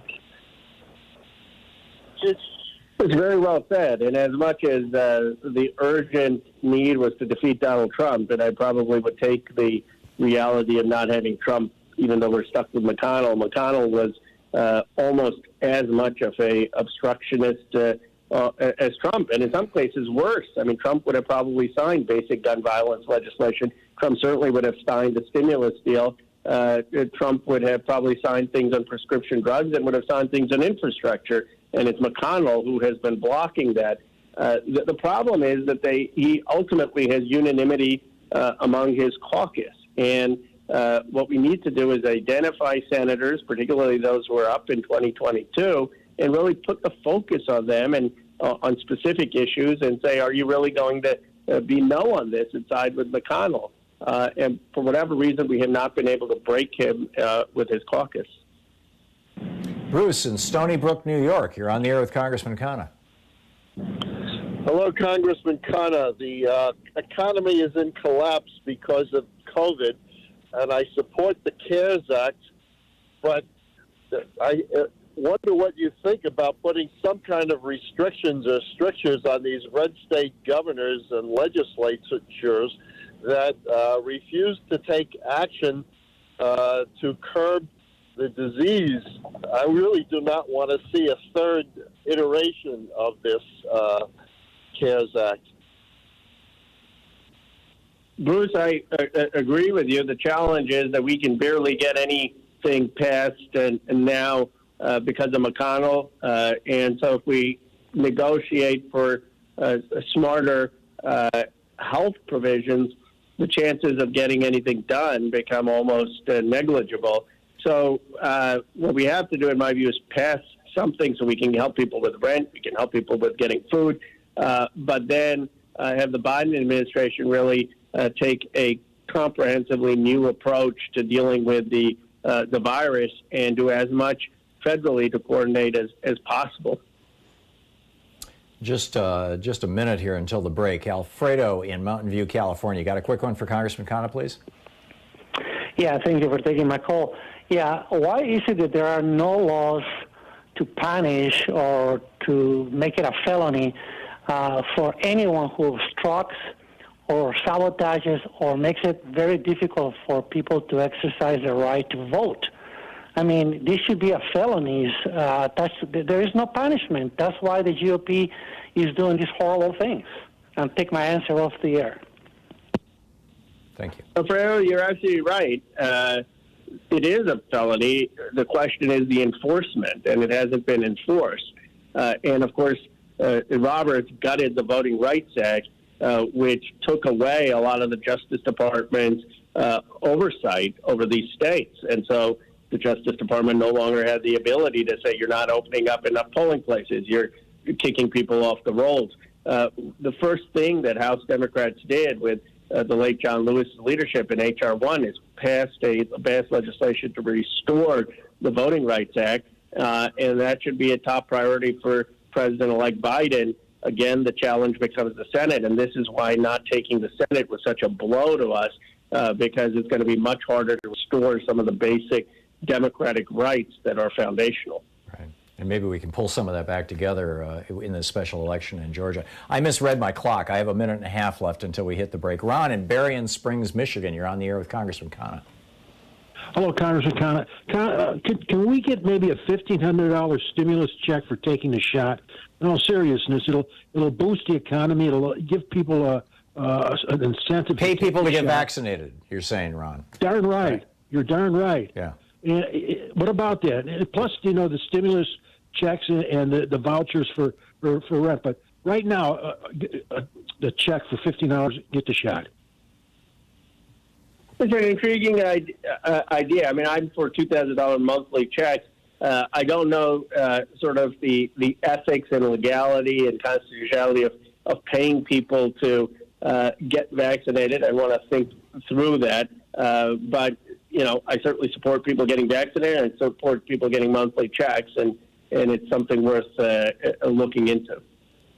Has Congress played any role in this, or has the Trump administration basically prevented Congress from having anything to do with the vaccine end of this? That we have not played any role. I mean, we did play a role in the initial CARES Act, and it's important to realize a lot of the funding that was provided and incentives was Congress and the initial act. And it was in Operation Warp Speed. Certainly Pfizer wasn't. But since that initial CARES Act funding, we haven't played much of a role. Yeah, fascinating. Congressman Ro Khanna with us for the hour, taking your calls. We'll be back after this break at the bottom of the hour with more of your calls. For the Vice Chair of the Congressional Progressive Caucus, the guy who represents the 17th District of California, Congressman Ro Khanna, one of our real progressive stars, and we will be back with more of your calls for him in just a moment. You're listening to the Thom Hartmann Program. Call 202-808-9925. Khanna.house.gov is his website, Khanna, and Rep. Ro Khanna is his Twitter handle.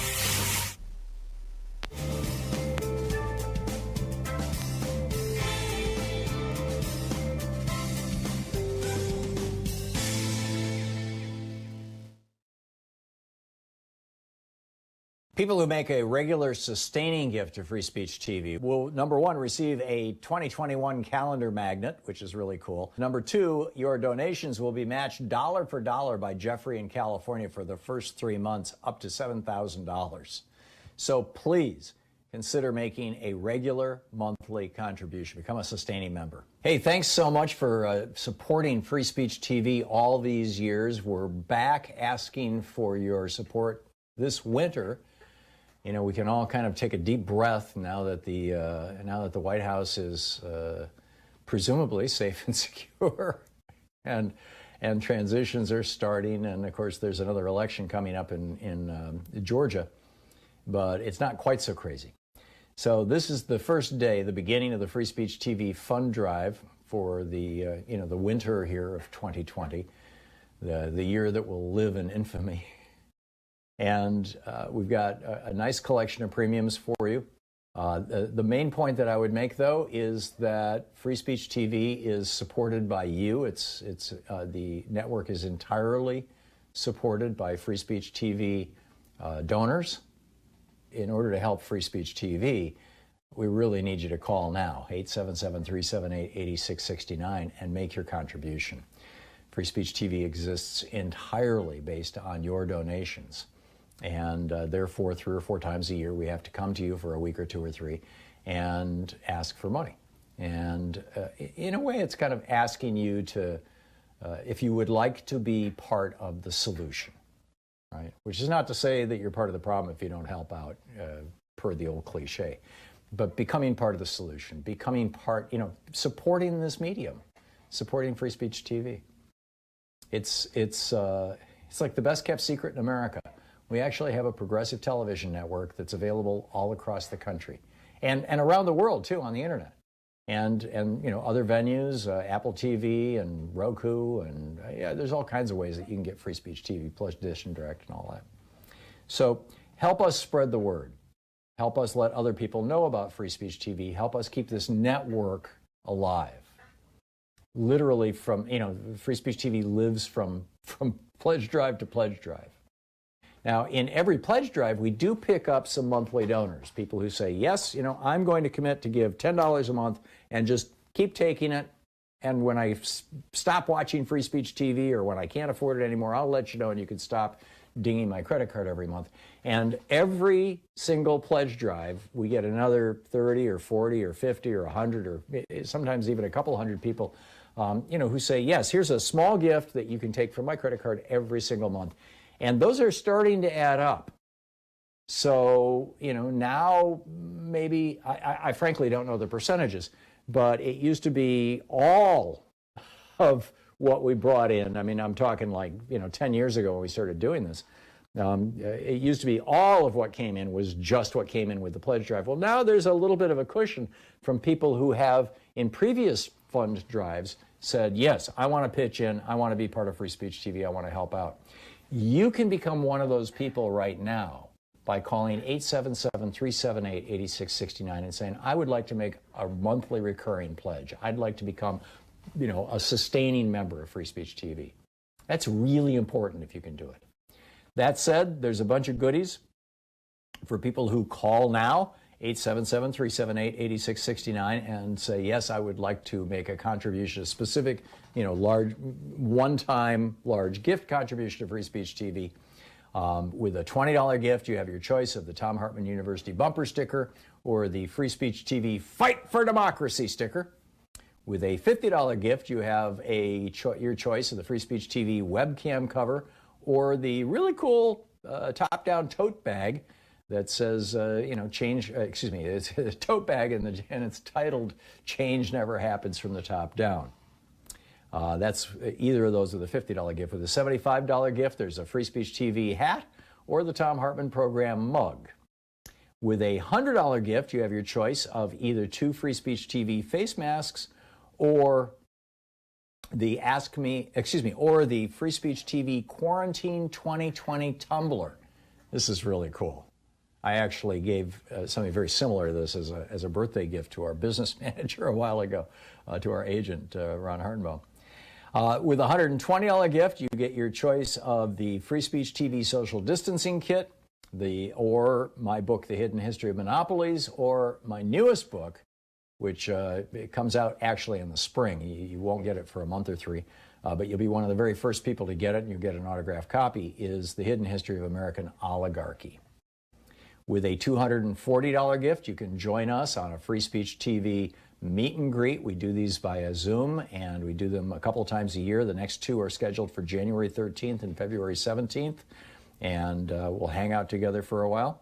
And with a $240 gift, you get both the Monopoly book and the Oligarchy book.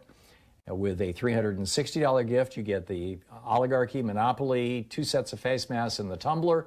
And with a $1,000 gift, get in line for our meet and greets. Bottom line, call now, 877-378-8669. Thank you.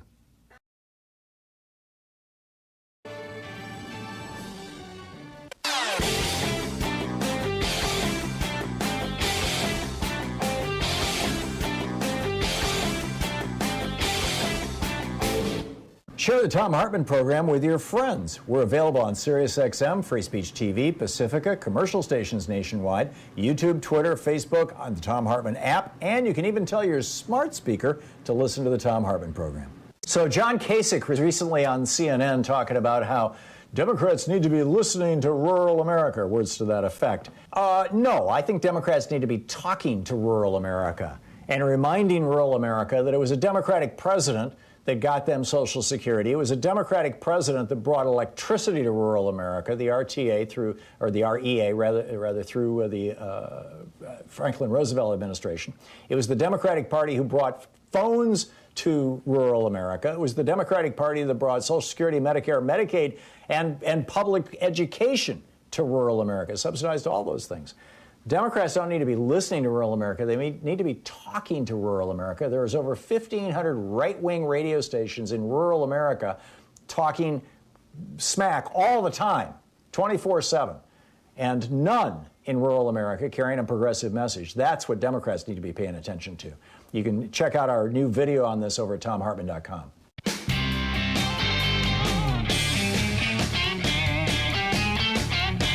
And welcome back. Congressman Ro Khanna is taking your calls for the hour. And Caleb in Charleston, Illinois, you are on the air with Congressman Khanna. Hi, Congressman. My question is twofold. Firstly, what do you think is the greatest challenge to progressivism today? And secondly, what is the most misunderstood or maybe misaligned aspect of progressivism and the left writ large? Well, Caleb, the greatest challenge is special interest. We know that the policies themselves of giving everyone health care and expanding Medicare, of giving a $15 minimum wage, of having free public college are wildly popular, but you have interest groups, wealthy interest groups, and entrenched politicians and parties that are opposed to it. And the most misunderstood, in my view, is that somehow this is going to erode economic growth or hurt markets. I would argue that in a digital age where you have an innovation economy, a lot of progressive policies actually are the ultimate investment in human capital. Now, progressives believe in it because of a matter of fairness, but they also turn out to be strategically very good investments, and we ought to make that case. Alejandro in Miami, Florida, you're on the air with Congressman Khanna.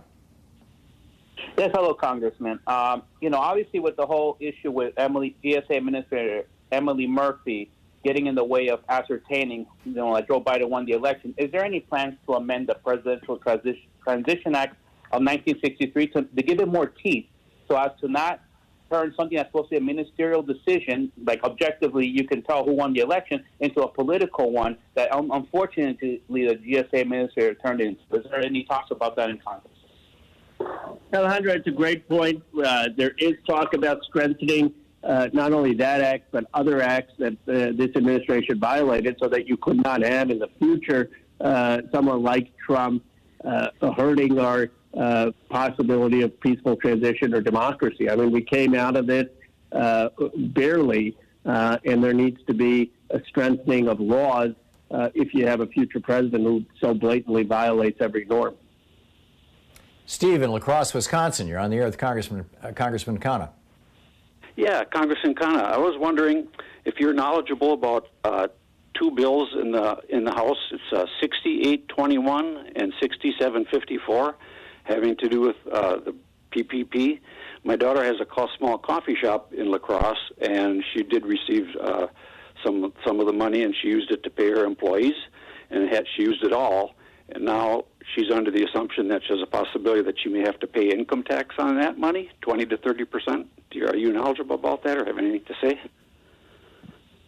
Well, she certainly shouldn't have to pay income tax. I don't know the bills by their number, but I will have my staff look it up, and I certainly would support a view that you shouldn't have to pay income tax on money you're using to pay employees from the PPP Douglas in program. Dewey, Arizona. You are on the air with Congressman Khanna.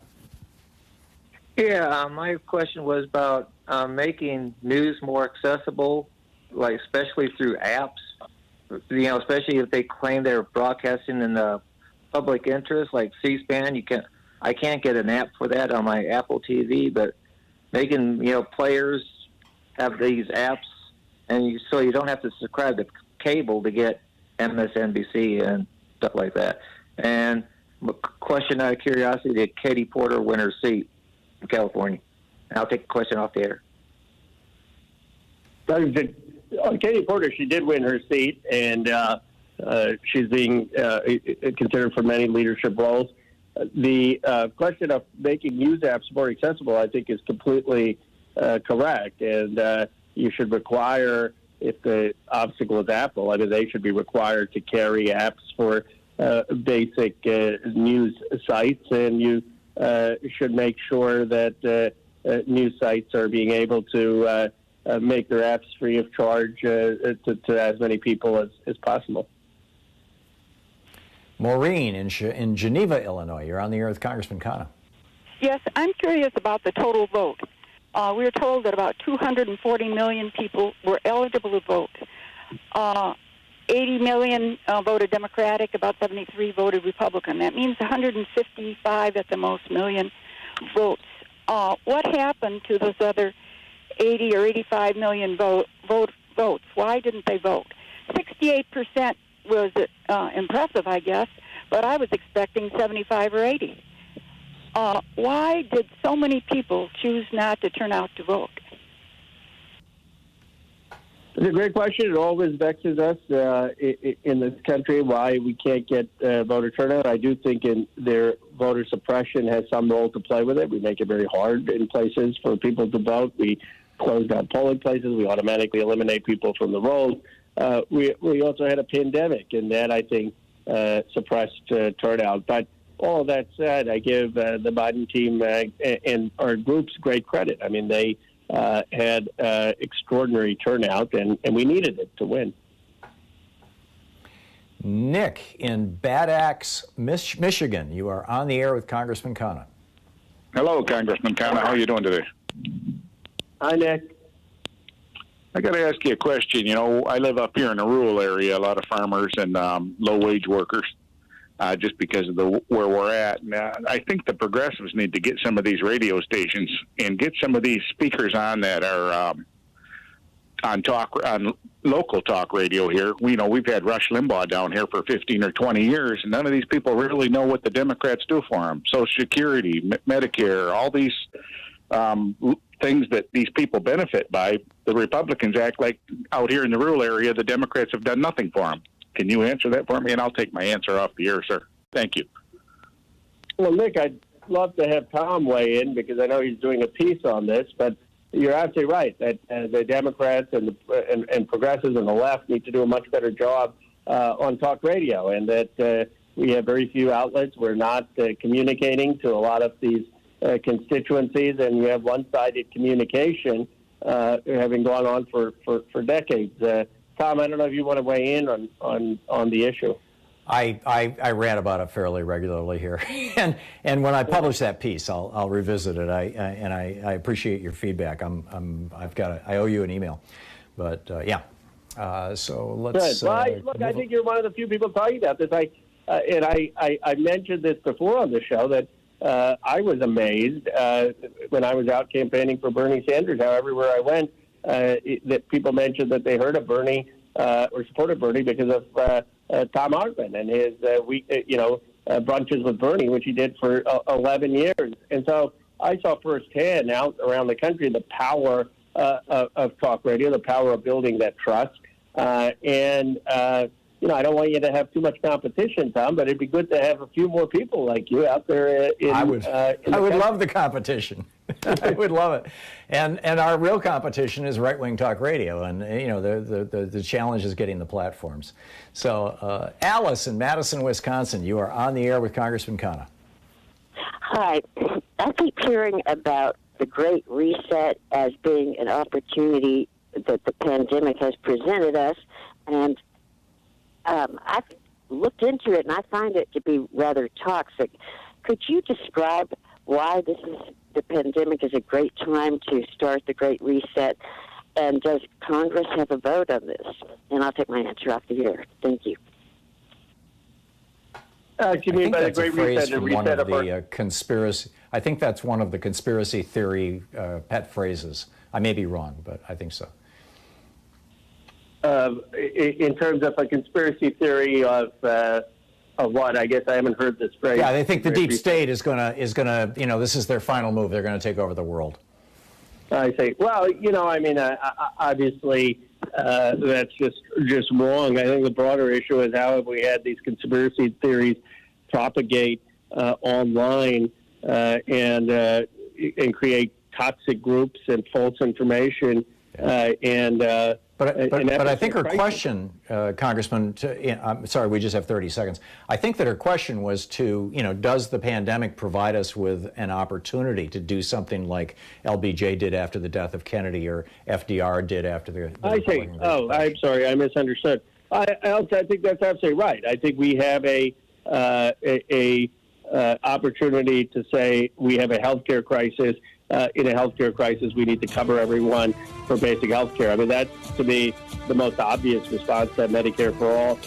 We have an economic crisis where people are losing small businesses, can't afford rent. Let's have real economic development and real commitment to public housing and affordable housing. Those, to me, seem obvious things that we need to do, and we've done it in the past. The question is whether we'll rise to the occasion this time. Thank you. We'll be right back. You're listening to Thom Hartmann. Visit thomhartmann.com for audio and video archives. Congressman Ro Khanna is on the line taking your calls for the hour. We'll be right back with more of your calls for you.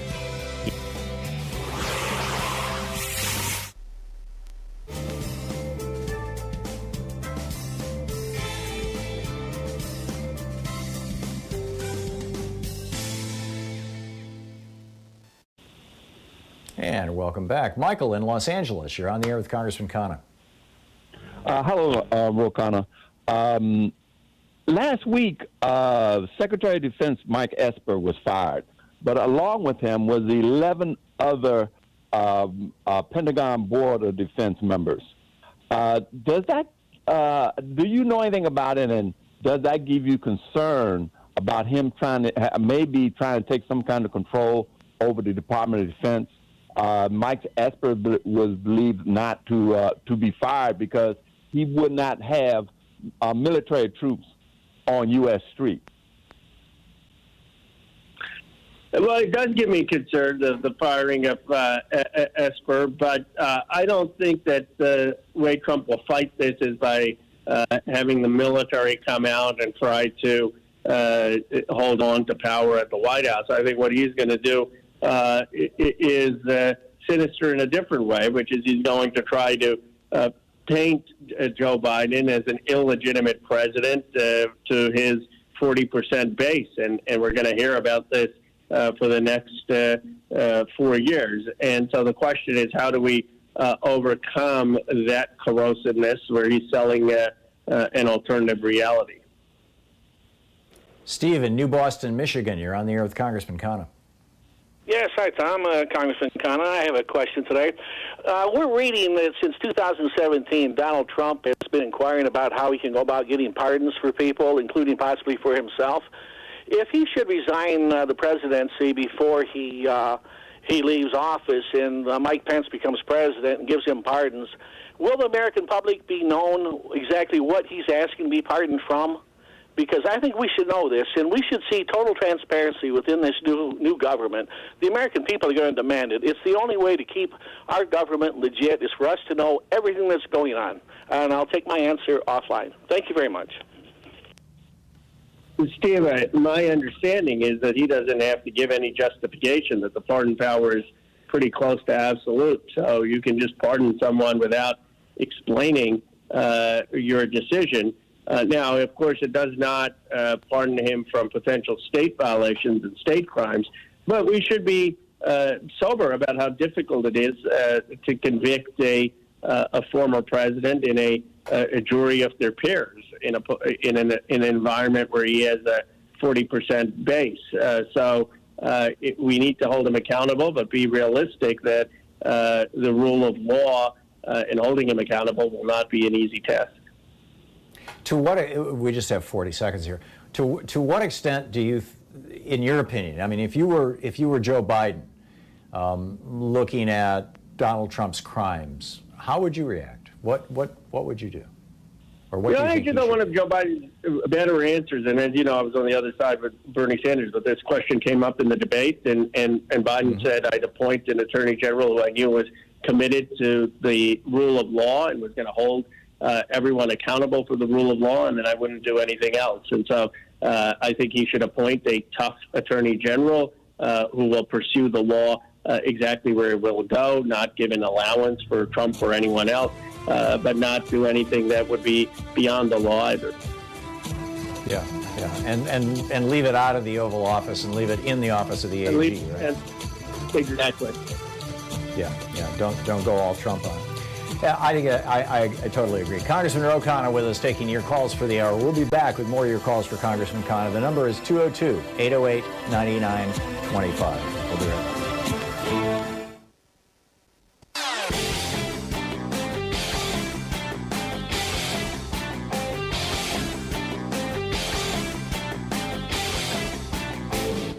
I'm speaking at the Bioneers 2020 conference. It's running December 5th and 6th and 12th and 13th. My keynote is how all life is organized around democracy. Tickets are available at Bioneers.org, and there's a 20% discount with the code TOM, T-H-O-M. So for our Thom Hartmann Insider videotape that is over, or videotape, YouTube, whatever you want to call it, private video that's available over at TomHartmann.com. I'm talking this week about Donald Trump just completely giving in to Erdogan of Turkey, the president of Turkey, the dictator of Turkey now, and this theory that Jared Kushner okayed the killing, at least the capture, perhaps the killing of Jamal Khashoggi, and to Mohammed bin Salman, and that Erdogan has the tape of it. And that when he called up Donald Trump a couple weeks ago and said, I want you to pull out of Syria and give me those Kurds so I can kill them and take that land, that he did it because Erdogan threatened him. And then Erdogan comes to the United States, a week or two later and gets a whole state dinner thing. Check it all out. It's over at TomHartmann.com. I think you'll find it fascinating.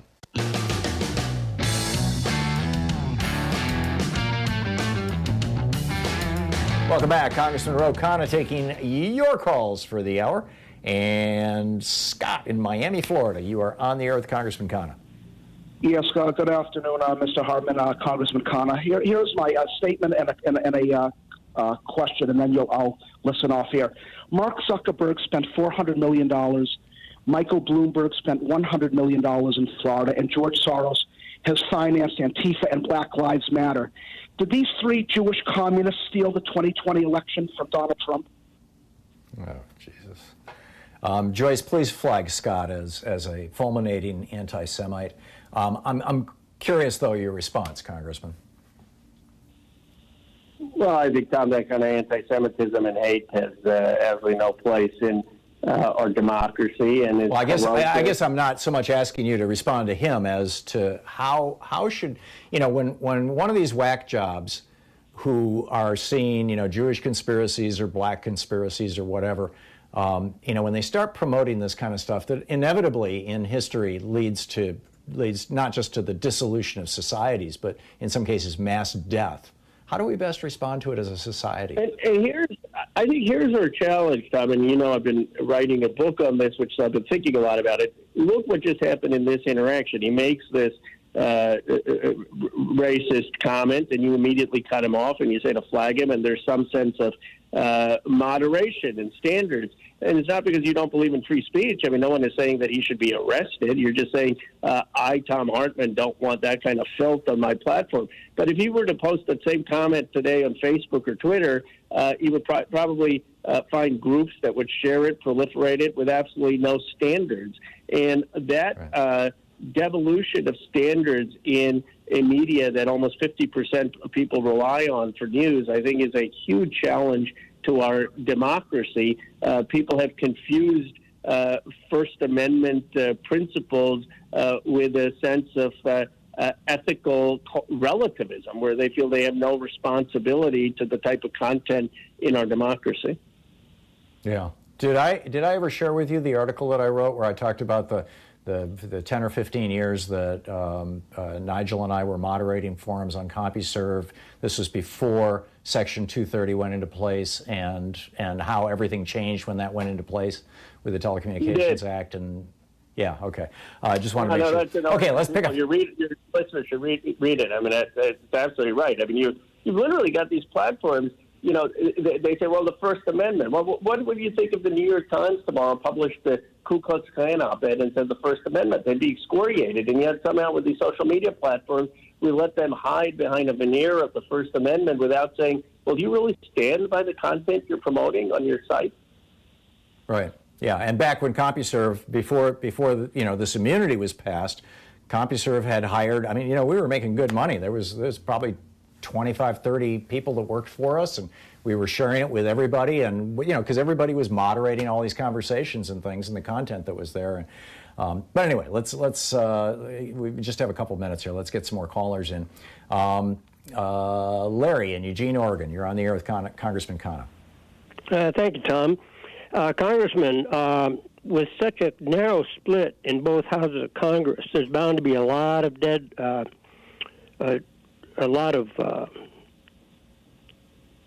I think, difficulty confirming the cabinet of Mr. Biden.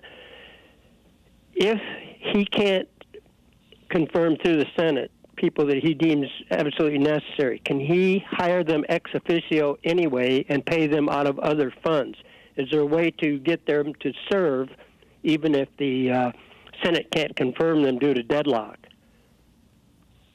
Yes, and I think I mentioned earlier in the program that he can appoint them in an acting capacity that gets them about 200 days. But Trump had 15 people he had appointed who stayed beyond the 200 days. So I believe we should say that's a precedent, that if there is blatant obstruction and you're not even getting a fair hearing or fair vote, that he's going to appoint these people in an acting capacity. I don't believe that Mitch McConnell should have a veto on the president's picks, and let's see if he goes down that road. He's really setting it up for a terrible precedent. I mean, in the past, you've had almost 95% of a president's picks confirmed. Yeah. Congressman, we just have 35 seconds until the end of the hour. I'm curious where you would suggest our listeners and viewers focus their activism in the coming week or two. Well, Tom, I think we have to call for massive public investment at this time, an investment in stimulus checks, investment in helping people for rent, and understanding that instead of massive military spending and tax breaks to the wealthy, this is a time for an investment in our people, for economic and social uplift. And the call for that is so important for congressmen, the senators to hear that, so that we don't curtail our wings and set our sights too low. Yeah, well said. Congressman, thanks so much for dropping by today. It's great, always great talking with you. Thanks, Tom. Always enjoy it. Thank you. We'll be back. We've got some science news for you. I've got some more politics to share with you. And, of course, we'll be taking your calls. So stick around. Coming up on the top of the hour here at the Thom Hartmann. You're listening to Thom Hartmann.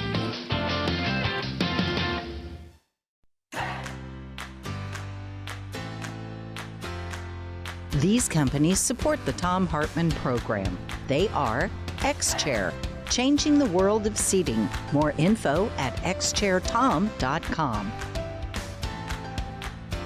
Gabby.com. Gabby takes the pain out of shopping for insurance. More info at gabby.com/Tom. HelloFresh, delivering fresh ingredients and mouth-watering recipes. More info at hellofresh.com, code TOM. Bowl and Branch, crafted for the common good. More information at bowlandbranch.com, code TOM. ExpressVPN, the VPN that just works. More info at expressvpn.com/Tom. And CB Distillery, CBD for sleeping. More info at cbdistillery.com, code TOM.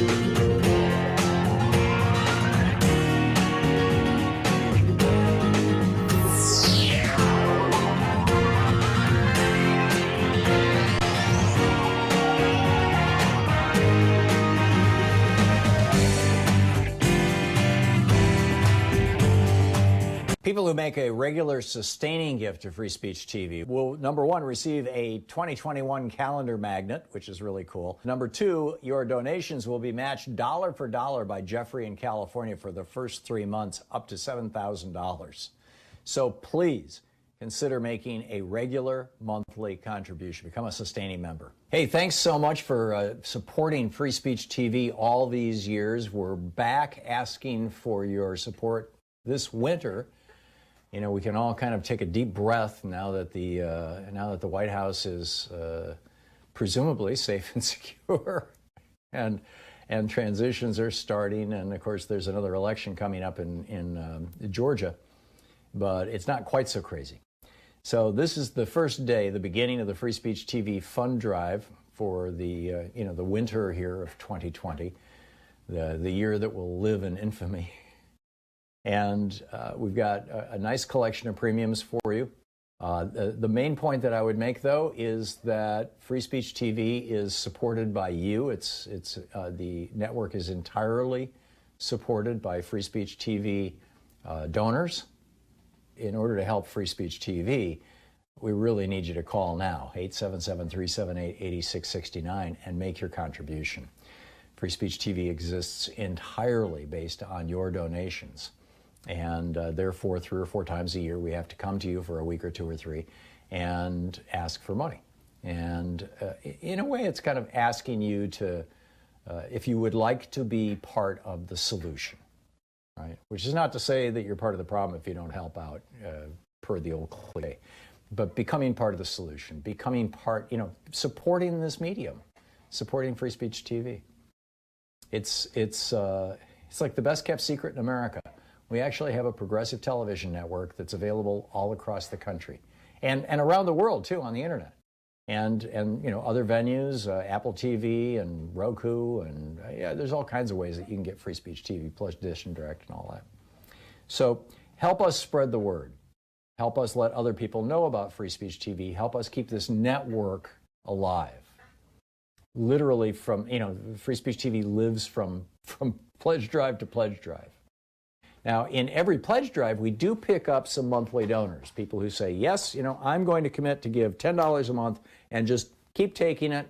And when I stop watching Free Speech TV or when I can't afford it anymore, I'll let you know and you can stop dinging my credit card every month. And every single pledge drive, we get another 30 or 40 or 50 or 100 or sometimes even a couple hundred people, who say, yes, here's a small gift that you can take from my credit card every single month. And those are starting to add up. So, now maybe, I frankly don't know the percentages, but it used to be all of what we brought in. I mean, I'm talking like, 10 years ago when we started doing this. It used to be all of what came in was just what came in with the pledge drive. Well, now there's a little bit of a cushion from people who have, in previous fund drives, said, yes, I want to pitch in, I want to be part of Free Speech TV, I want to help out. You can become one of those people right now by calling 877-378-8669 and saying, I would like to make a monthly recurring pledge. I'd like to become, a sustaining member of Free Speech TV. That's really important if you can do it. That said, there's a bunch of goodies for people who call now, 877-378-8669, and say, yes, I would like to make a contribution, a specific, large, one-time large gift contribution to Free Speech TV. With a $20 gift, you have your choice of the Thom Hartmann University bumper sticker or the Free Speech TV Fight for Democracy sticker. With a $50 gift, you have your choice of the Free Speech TV webcam cover or the really cool top-down tote bag that says, it's a tote bag and it's titled "Change Never Happens from the Top Down." That's either of those are the $50 gift. With a $75 gift, there's a Free Speech TV hat or the Thom Hartmann Program mug. With a $100 gift, you have your choice of either 2 Free Speech TV face masks or the or the Free Speech TV Quarantine 2020 tumbler. This is really cool. I actually gave something very similar to this as a birthday gift to our business manager a while ago, to our agent, Ron Hardenbaugh. With a $120 gift, you get your choice of the Free Speech TV Social Distancing Kit, or my book, The Hidden History of Monopolies, or my newest book, which it comes out actually in the spring. You won't get it for a month or 3, but you'll be one of the very first people to get it, and you'll get an autographed copy, is The Hidden History of American Oligarchy. With a $240 gift, you can join us on a Free Speech TV meet and greet. We do these via Zoom, and we do them a couple times a year. The next 2 are scheduled for January 13th and February 17th, and we'll hang out together for a while. And with a $240 gift, you get both the Monopoly book and the Oligarchy book. With a $360 gift, you get the Oligarchy, Monopoly, 2 sets of face masks, and the tumbler. And with a $1,000 gift, get in line for our meet and greets. Bottom line, call now, 877-378-8669. Thank you.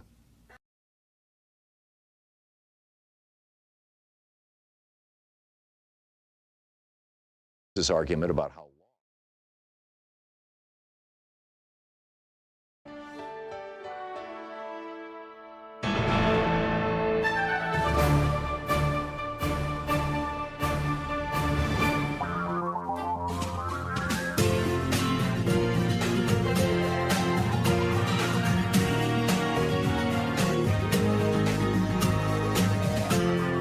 This is the Thom Hartmann Program.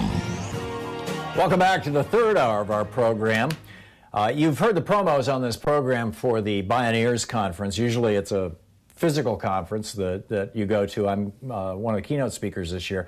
They're doing it online, bioneers.org. And one of the speakers is our next guest. He is the State of American Democracy Project, the founder of the State of American Democracy Project, the co-editor of Democracy Unchained, a professor of environmental studies and politics at Oberlin College, the author of numerous books, including his most recent, Dangerous Years, Climate Change and the Long Emergency. And his website, stateofamericandemocracy.org. You can tweet him at David Orr, O-R-R, 2001. And David, welcome back to the program. I'm wondering your thoughts on James Hansen's famous saying, "We can't fix the climate till we fix our democracy." Well, Tom, thanks. Nice to be back with you. I think that's right, and I think what Hansen was developing is an idea that we elect people, and those people create governments, and the governments are either able to deal with long-term problems or not. And in the case of climate change, we've not developed a government that was, or elected people who created governments that were able to handle or willing to handle the climate change. And so this emergency has grown from a small cloud 20, 30, 40 years ago to a major storm now. So I think Hansen capsulizes the situation exactly right. So back in the 1950s, a real estate lobbying group called the FEE, and I'm sorry I don't recall what that acronym is, but it's FEE, started a political kind of a pseudo-political front group. It was originally, they didn't even take it all that seriously, to give a kind of pseudo-political patina to their idea that the real estate industry should not be regulated, that they were sick and tired of all this oversight by federal and state authorities, and this political entity that they created is known as the Libertarian Party now. And it's held to that, but now the Republican Party has been consumed by this weird ideology that somehow government is a bad thing in almost all circumstances, outside of police and military. And it seems to me that what got us here, the reason why government doesn't function anymore, starts with Ronald Reagan on January 20th, 1980, saying government is not the solution to your problems, government is the cause of your problems. And just echoing that libertarian ideology that David and Charles Koch and others were promoting so aggressively. Do you think that plays as big a role as I suspect it does? Oh, I think you're exactly correct. It's a long strain in American history. It goes all the way back to the Anti-Federalists and through Thomas Jefferson, and Henry David Thoreau is famous for lots of things. One of them, which is saying that the government that governs least governs best. And It comes all the way through, and you're exactly right. Reagan capsulized it for the modern era 40 years ago. And it works to the advantage of people for whom a small government is very advantageous. The Koch brothers really don't want a lot of regulation, but other people who are involved in pollution or exploitative behavior or extractive economies don't want it either. It costs them a lot of money to be responsible. And responsibility requires some kind of regulation and oversight and keeping data and keeping the records on things. So that has become one of the mantra of the Republican Party. Right. As the founder of the State of the American Democracy Project, what is the state of American democracy right now?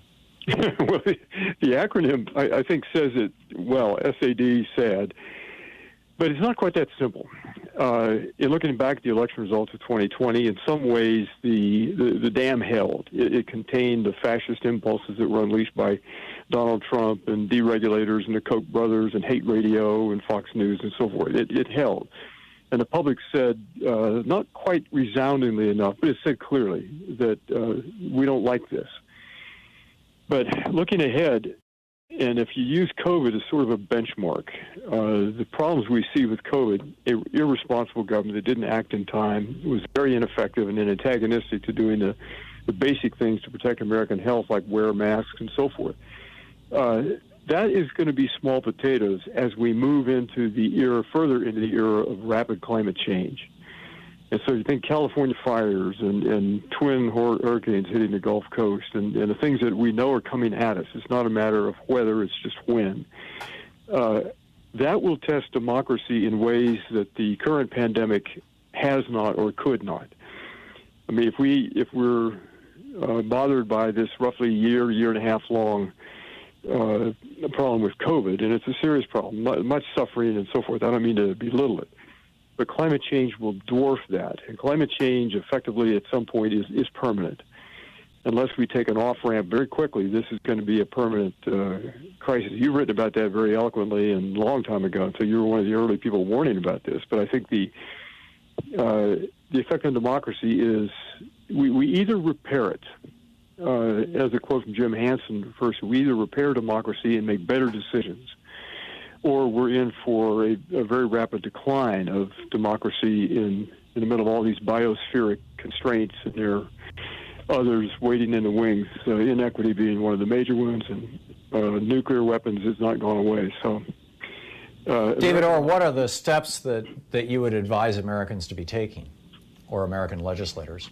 That's a great question. Number one, if you're an educator or involved in education, we need to educate a generation of young people who understand civics. Number two, you can't have this much venom of misinformation and malicious misinformation dripped into the bloodstream of the body politic. We've got to control in some fashion without necessarily infringing on the First Amendment, but we have to control that kind of venom that's crept into American politics. Third, we've got to reform our institutions. The Electoral College is really about as anti-democratic as you could get. That needs to be reformed. And fourth, take money out of politics. I don't think there are any mysteries about any of this. These have been ideas that have circulated for years. But those are 4 steps that immediately come to mind. Yeah. Are you seeing action? Are you encouraged by what we've seen so far? With the Biden administration or the budding Biden administration and the direction that the leadership in the House and Senate are going on the Democratic side? Well, Tom, I think it's a mixed picture. I am very hopeful when I look at the amount of enthusiasm across the country, from the Sunrise Movement to young people coming into politics and AOC. I mean, there's a whole new generation coming into American political life. I'm enthusiastic about that. What worries me is that 73 million vote for Donald Trump. Donald Trump is easily the worst president we've ever had, bar none. He set a new standard for the presidency at the low level. But I'm worried about the 73 million Americans that saw it otherwise. And I think one of the challenges to Biden is going to be to bring the country together, as he puts it, to heal the country, to find the soul of the nation that enough people can agree to. And that worries me, because you have to come into the red zone, and here in states like Ohio, where I live, you have to begin to recreate towns. You have to begin to create investment, and whether it's wind farms or infrastructure, these people need jobs. And we disinvested in a lot of places in the Rust Belt that turned out to be later Trump voters. And they had every reason to be angry about the way the system had performed or had not performed in those years. So that's one of the challenges ahead for Biden. His team, I think, has a lot of very talented, very smart people on it, as far as I've seen it. But I think the work to be done is extensive. It isn't a matter of passing a bill or two. It's going to be rebuilding the American economy in a way that works for everybody. Yeah, I'm totally with you. David Orr, founder of the State of American Democracy Project, co-editor of Democracy Unchained. His latest book is Dangerous Years, Climate Change and the Law and Emergency, stateofamericandemocracy.org. His website, you can tweet him at David Orr 2001. David, thanks so much for dropping by. It's great talking to you. Tom, thanks for having me. My pleasure. We'll be right back, 15 minutes past the hour. This is the Thom Hartmann Program. Back with more of the news of the day and your calls right after this.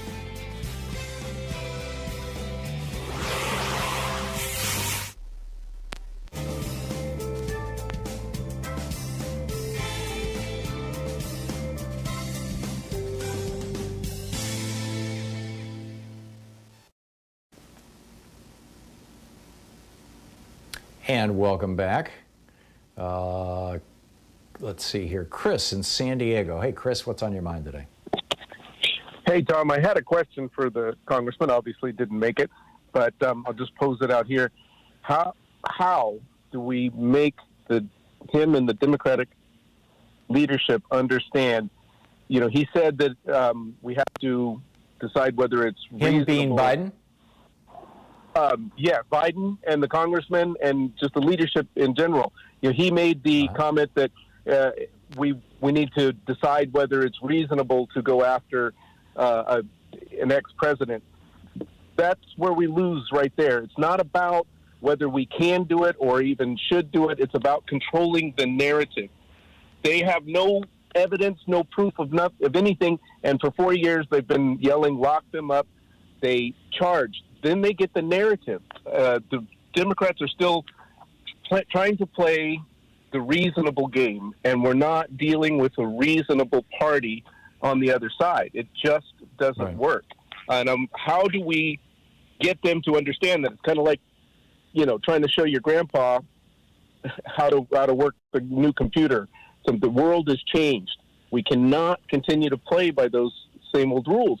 The most of the public are very low information voters. They do not really pay attention. So they're just hearing the loudest voices out there. And that's why we keep losing the narrative. That's why people believe that the Republicans are better on national security when they're not. That's why they believe they're better on the economy when they're not. All of these things, because we don't, you know, the Democratic leadership, we wouldn't be able to actually prosecute him. It doesn't matter. You get it out there in the open. And that's the statement I guess I now had. Thank you. Yeah, well, I'm with you. And I think that in addition to, Congressman Khanna talked about you just let your Attorney General do this and do it, independently, and you let your FBI investigate things and investigate them independently. And to the extent that the White House might be able to, lay their hands on transcripts of Trump's phone conversations, particularly, I'd say, with Erdogan, Mohammed bin Salman, President Putin, a few others, Duterte, that he has had conversations with that might shed some light into why and how he was governing. I think those are all important too, but it seems to me like either, on the one hand, kind of a Truth and Reconciliation Commission, which Trump would never go along with, I'm sure, or on the other hand, just outright criminal prosecution. And in the middle ground, you've got, Letitia James, and the Attorney General in New York, and what's his name, the Cy Vance, I think his name is, Cyrus Vance, the AG for the prosecutor for the city of New York City. They're all over Trump right now. I mean, they're getting ready to throw his butt in jail the minute he comes out of the White House, and he knows it. I hope so. Yeah. God, I so. hope so. It's going to be a real interesting time. We live in one of the most absolutely fascinating moments in history, Chris. And frankly, I'm grateful to be here. I'm saddened that so many millions of my fellow Americans are in such extreme crisis, medical crisis, economic crisis, political crisis, that hopefully we can all do something about that. Chris, thanks a lot for the call, and thanks for watching us on Facebook Live. We'll be right back. It's coming up on 20 minutes past the hour.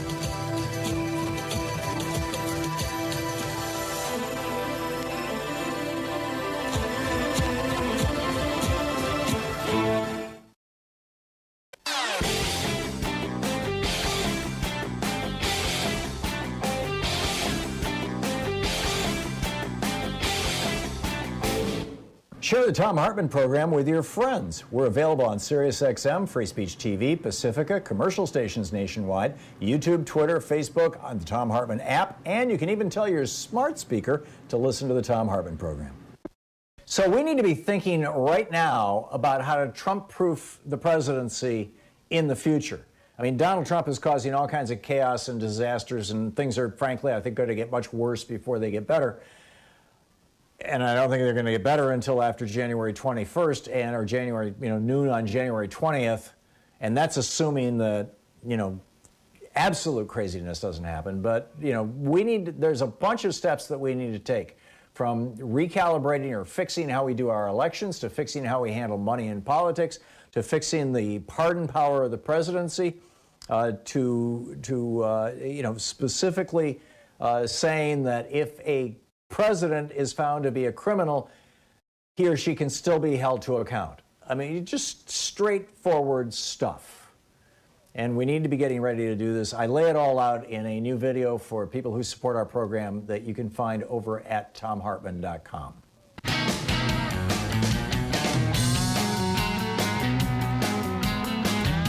Welcome back. Thom Hartmann here with you, and James in Chattanooga, Tennessee. Hey, James, what's on your mind? Thank you, Mr. Hartmann, for taking my call.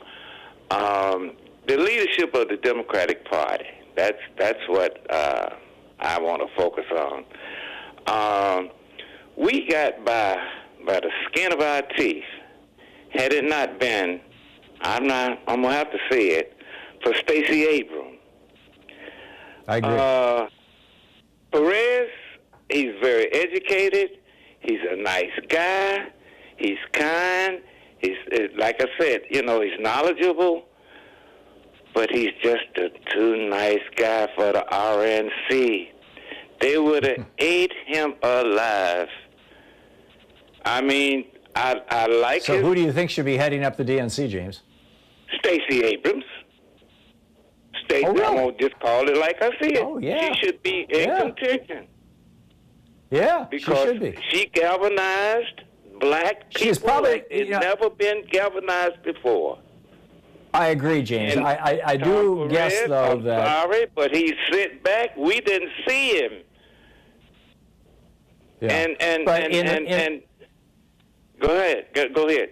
Well, yeah, thank you. I just wanted to insert that, or jump in here and real quickly and say I don't think she's going to want that job, because it's pretty clear to a lot of people in Georgia that she's going to take on Brian Kemp in 2 years and probably kick him out of office and be the next governor of Georgia and the first both female and black governor in the history of that state.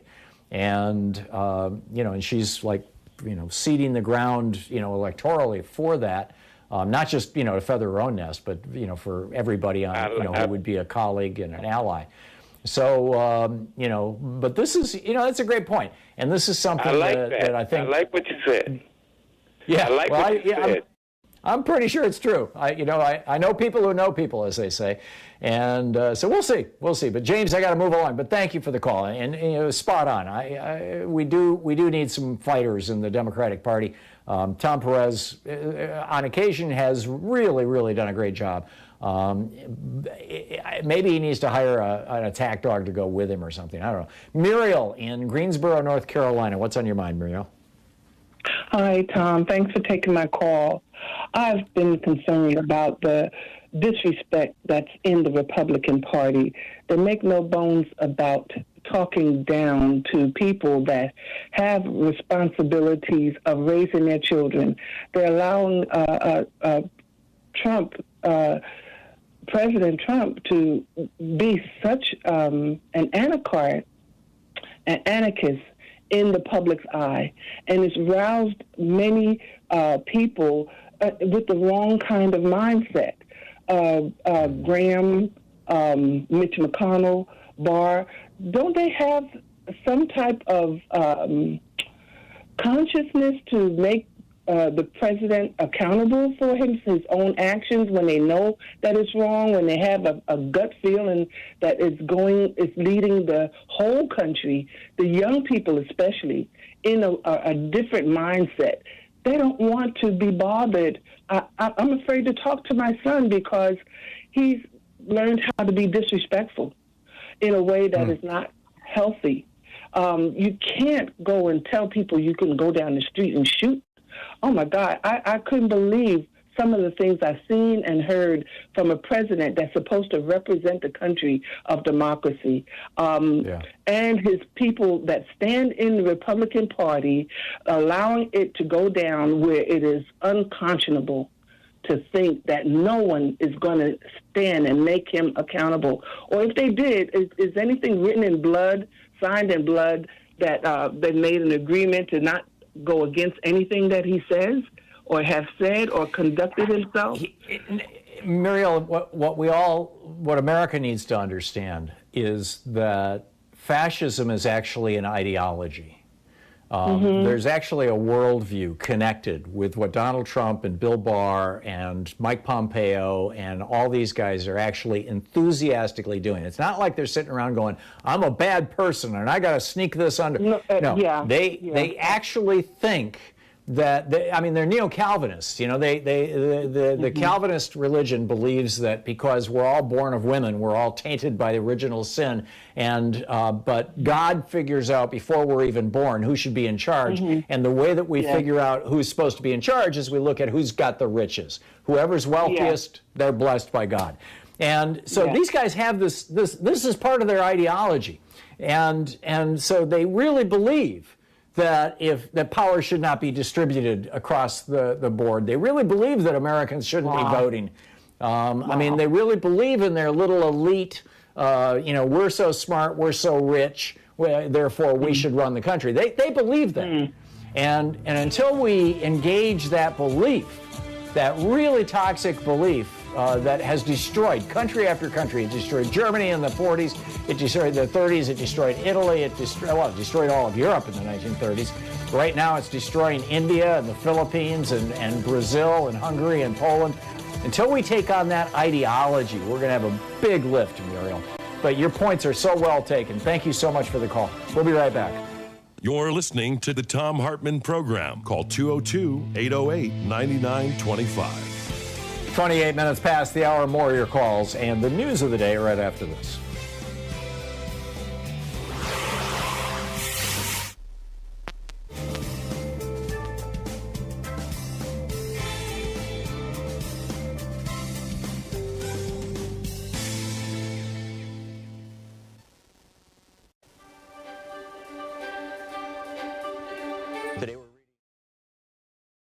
People who make a regular sustaining gift to Free Speech TV will, number one, receive a 2021 calendar magnet, which is really cool. Number two, your donations will be matched dollar for dollar by Jeffrey in California for the first 3 months, up to $7,000. So please consider making a regular monthly contribution. Become a sustaining member. Hey, thanks so much for supporting Free Speech TV all these years. We're back asking for your support this winter.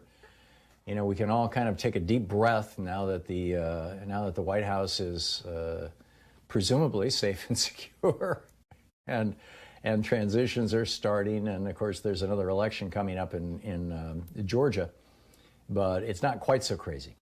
So this is the first day, the beginning of the Free Speech TV fund drive for the the winter here of 2020, the year that will live in infamy. And we've got a nice collection of premiums for you. The main point that I would make, though, is that Free Speech TV is supported by you. The network is entirely supported by Free Speech TV donors. In order to help Free Speech TV, we really need you to call now, 877-378-8669, and make your contribution. Free Speech TV exists entirely based on your donations. And therefore, 3 or 4 times a year, we have to come to you for a week or 2 or 3 and ask for money. And in a way, it's kind of asking you to, if you would like to be part of the solution, right? Which is not to say that you're part of the problem if you don't help out, per the old cliche. But becoming part of the solution, becoming part, supporting this medium, supporting Free Speech TV. It's like the best kept secret in America. We actually have a progressive television network that's available all across the country and around the world, too, on the internet. And other venues, Apple TV and Roku, and there's all kinds of ways that you can get Free Speech TV, plus Dish and Direct and all that. So help us spread the word. Help us let other people know about Free Speech TV. Help us keep this network alive. Literally from, Free Speech TV lives from pledge drive to pledge drive. Now, in every pledge drive, we do pick up some monthly donors, people who say, yes, I'm going to commit to give $10 a month and just keep taking it. And when I stop watching Free Speech TV or when I can't afford it anymore, I'll let you know and you can stop dinging my credit card every month. And every single pledge drive, we get another 30 or 40 or 50 or 100 or sometimes even a couple hundred people, who say, yes, here's a small gift that you can take from my credit card every single month. And those are starting to add up. So, now maybe, I frankly don't know the percentages, but it used to be all of what we brought in. I mean, I'm talking like, 10 years ago when we started doing this. It used to be all of what came in was just what came in with the pledge drive. Well, now there's a little bit of a cushion from people who have, in previous fund drives, said, yes, I want to pitch in, I want to be part of Free Speech TV, I want to help out. You can become one of those people right now by calling 877-378-8669 and saying, I would like to make a monthly recurring pledge. I'd like to become, a sustaining member of Free Speech TV. That's really important if you can do it. That said, there's a bunch of goodies for people who call now, 877-378-8669, and say, yes, I would like to make a contribution, a specific, large, one-time large gift contribution to Free Speech TV. With a $20 gift, you have your choice of the Thom Hartmann University bumper sticker or the Free Speech TV Fight for Democracy sticker. With a $50 gift, you have your choice of the Free Speech TV webcam cover or the really cool top-down tote bag that says, it's a tote bag and it's titled "Change Never Happens from the Top Down." That's either of those are the $50 gift. With a $75 gift, there's a Free Speech TV hat or the Thom Hartmann Program mug. With a $100 gift, you have your choice of either 2 Free Speech TV face masks or the Free Speech TV Quarantine 2020 tumbler. This is really cool. I actually gave something very similar to this as a birthday gift to our business manager a while ago, to our agent, Ron Hardenbaum. With a $120 gift, you get your choice of the Free Speech TV social distancing kit, or my book, The Hidden History of Monopolies, or my newest book, which it comes out actually in the spring. You won't get it for a month or three, but you'll be one of the very first people to get it, and you'll get an autographed copy, is The Hidden History of American Oligarchy. With a $240 gift, you can join us on a Free Speech TV meet and greet. We do these via Zoom, and we do them a couple times a year. The next two are scheduled for January 13th and February 17th, and we'll hang out together for a while. And with a $240 gift, you get both the Monopoly book and the Oligarchy book. With a $360 gift, you get the Oligarchy, Monopoly, 2 sets of face masks, and the tumbler. And with a $1,000 gift, get in line for our meet and greets. Bottom line, call now, 877-378-8669. Thank you.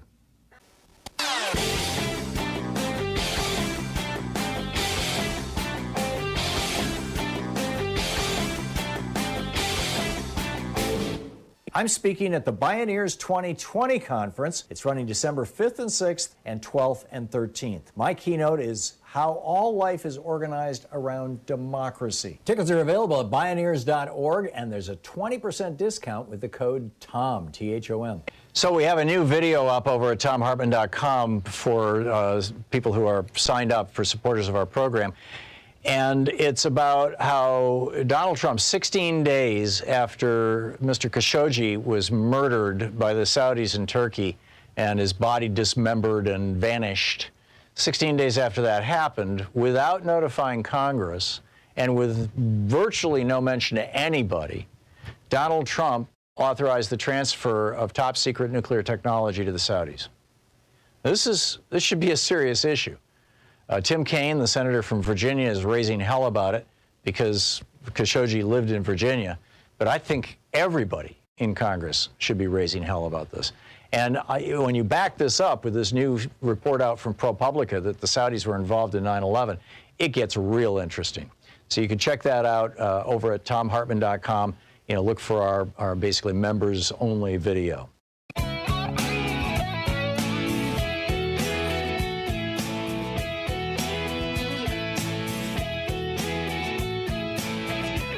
Welcome back. Thom Hartmann here with you, and on the line with us, I mentioned earlier that we're, about the Bioneers conference that I'll be keynoting this coming weekend, I believe it is, and it's over 2 weekends. You can get all the information over at Bioneers, BIONEERS.org. Another person who's going to be speaking there as well is Vien, who advises lawmakers, universities, foundations, and organizations on developing inclusive workforces, sustainable economies, and equitable environmental policies, and directs the climate justice efforts for the Tom Steyer PAC, in addition to supporting the climate efforts of the California Business and Jobs Recovery Task Force, and as I mentioned, a speaker at the Bioneers Conference. Vien, welcome back to the program. It's been a while. I'm curious where you think we are at right now in terms of where we go with American democracy and the climate crisis, all these things that we're facing. Hi, Thom. It's good to hear from you again. It's good to hear your voice. Thank you. What a big question, where we are with climate change and our democracy. The last 4 years has really taken us, not only paused our progress towards climate solutions, but really taken us dramatically backwards. We know, of course, that President Trump had deregulated the United States. He has ended and paused over 100 regulations to protect air and water for families across the country. And now we have a new president that's going to come into office in January, and hopefully he's going to not only get us back on track, but accelerate our progress, get us back into the Paris Climate Agreement, and build back America better than ever. Yeah, one hopes. One hopes. We have such a big challenge. You're directing the climate justice efforts for Tom Steyer's PAC. Tell us about that. Yeah, Tom has been, of course, he ran for president, leading with the climate justice platform across all the candidates. He was the front runner and the leader on making sure we're not only addressing climate solutions, but addressing the justice issues in America. And he's continuing to do that. He was a surrogate for President-elect Biden, and now continuing to help do the work in the grassroots level, at the grass tops level, working to bring businesses together and forward, and making sure that we're always holding justice at the center. And I'm then really proud to help him as a friend and having helped him write some of his policies. Yeah, he seems like a very decent guy. He's been on our program a couple of times. I'm curious, or let me rephrase that. I'm guessing that many of our listeners right now, when you say climate justice, you know, it sounds like a political buzzword as opposed to a specific reality. Probably a lot of people don't understand what those two words together, that phrase, actually means. What, you know, at the level of policy, at the level of the impact on individuals, at the level of, hey, pay attention to this is going on, and then on the, you know, and then following through on that, and here's how we're going to solve that. Can you speak to what climate justice is, please, with a bit of a deep dive? Yeah, well, across this country, we have communities that are hit first and worst by pollution and toxicity. Just my family, for instance, we live by a busy road and highway. And because of our proximity to the pollution that we're surrounded by, we're projected to live 12 years less than a community or a family that's only 7 miles away. And this is not just unique to my family. I mean, imagine what it means if you're raising kids and you're losing 12 years of life. No matter how many organic fruits and veggies I try to pump into them, it's not going to change the fact that we have so many particulate matter, so many pollution spewing out of tailpipes. We have a groundwater contamination by industries, you know, down the street. This is not just us. 70% of African Americans live within 30 miles of a pollution spewing coal-fired power plant. You know, on average, 1 out of 28 people have asthma. In our community, 1 out of 4 has asthma. So justice means let's make sure that where we live does not determine how long we get to live and the quality of life that we get to have access to. Tell me if you think this is an overly simplistic analysis. It probably is, but basically, African American communities, in particular minority communities more broadly, have, throughout the history of this country, been the people who have borne the brunt of most of the pollution. You know, if you look at Cancer Alley, where you know, the prevailing winds go from the west to the east, and you know, you go downwind from Houston and all those refineries and Galveston and all that stuff, in all the way to Louisiana. There's this strip that's maybe 30, 40 miles wide and maybe 200 miles long, where there's just explosive levels of cancer as a result of the emissions from these refineries. And almost all of those communities are communities of color, mostly African American. You look at the cities that are still running coal-fired power plants, and they've got these giant piles of coal ash, in many cases unprotected from the elements, and downwind from them, almost without exception, all over the country, you find communities of color, principally African American communities. This has been going on forever, and I don't mean that literally, but it's been going on for a long time. And now that coastal communities are at risk, now that Miami is at risk, and Miami Beach, and up and down the East Coast, where you've got wealthy white people with fancy houses starting to freak out about this, suddenly it becomes an issue. How do we, you know, how cynical is that analysis, or how real? And how should it inform us, if it has any value, as to how we move forward? Yeah, and not just that, right? In San Francisco, we saw the sky stay black. You know, this year it was the wildfires that was accelerated by climate change. Yeah, and in Portland, it was just devastating. I think, you know, this for a long time, we thought it was somebody else's problem, somebody else's backyard, somebody else's lungs, and now it's hit home and it's personal. Look, you know, there's a Chinese proverb that says the best time for a solution for planting a tree is 20 years ago. The next best time is today. And so, you know, for us now, we got to look forward. We got to realize that according to the UN, it projects we have 10 years left to 2030 before we can stop the worst of climate change. However we have gotten here, however we have finally internalized and understood the devastation and the urgency of the issue, it's time for us to start looking at how do we turn to each other and work together to really accelerate the progress that we can make around climate solutions. We're talking with Vien Truong. Her website is VIENTRUONG.net, VienTruong.net.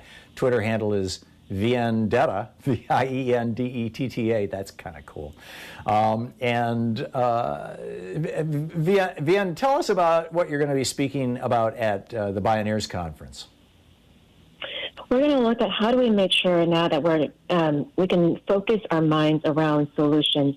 For a long time, there's a sense that protesters are about whining. Now we're turning our eyes and our gaze towards winning. But what does winning really look like? How do we make sure now we're not being silent around bringing all communities to the table to make sure that we're getting the best of solutions for the best of what America can be? You know, now is the time where we demand for us to no longer stay silent around the injustices that we're seeing in Portland, in San Francisco, in Miami, in Flint, you know, and in Detroit. How do we begin to look at addressing these issues, whether it's on water or air or soils? How do we begin to come together to really look at creating some real solutions? So how do we do that? We have 45 seconds, by the way.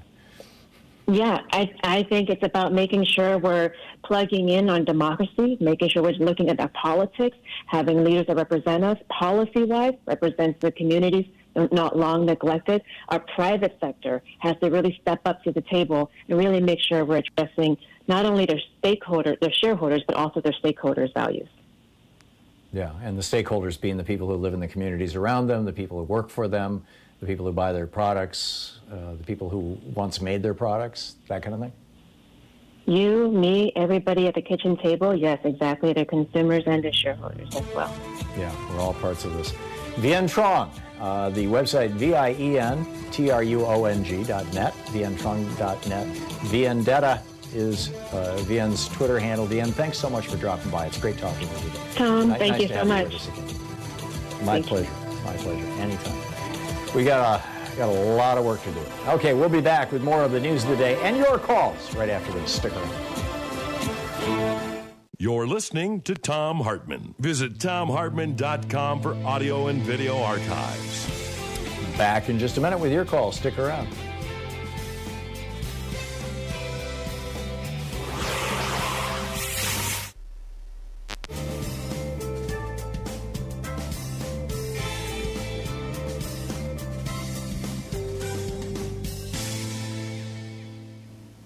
And welcome back. Carrie in St. George, Utah. Hey, Carrie, thanks for watching us on Free Speech TV. What's on your mind today? Oh, you're welcome. I missed your program the other day regarding the powers of the VP over the Senate. My question is, I heard on Stephanie this morning that the president of the Senate, which would be Kamala, would have the power to override the speaker, the majority leader's scheduling of confirmation hearings.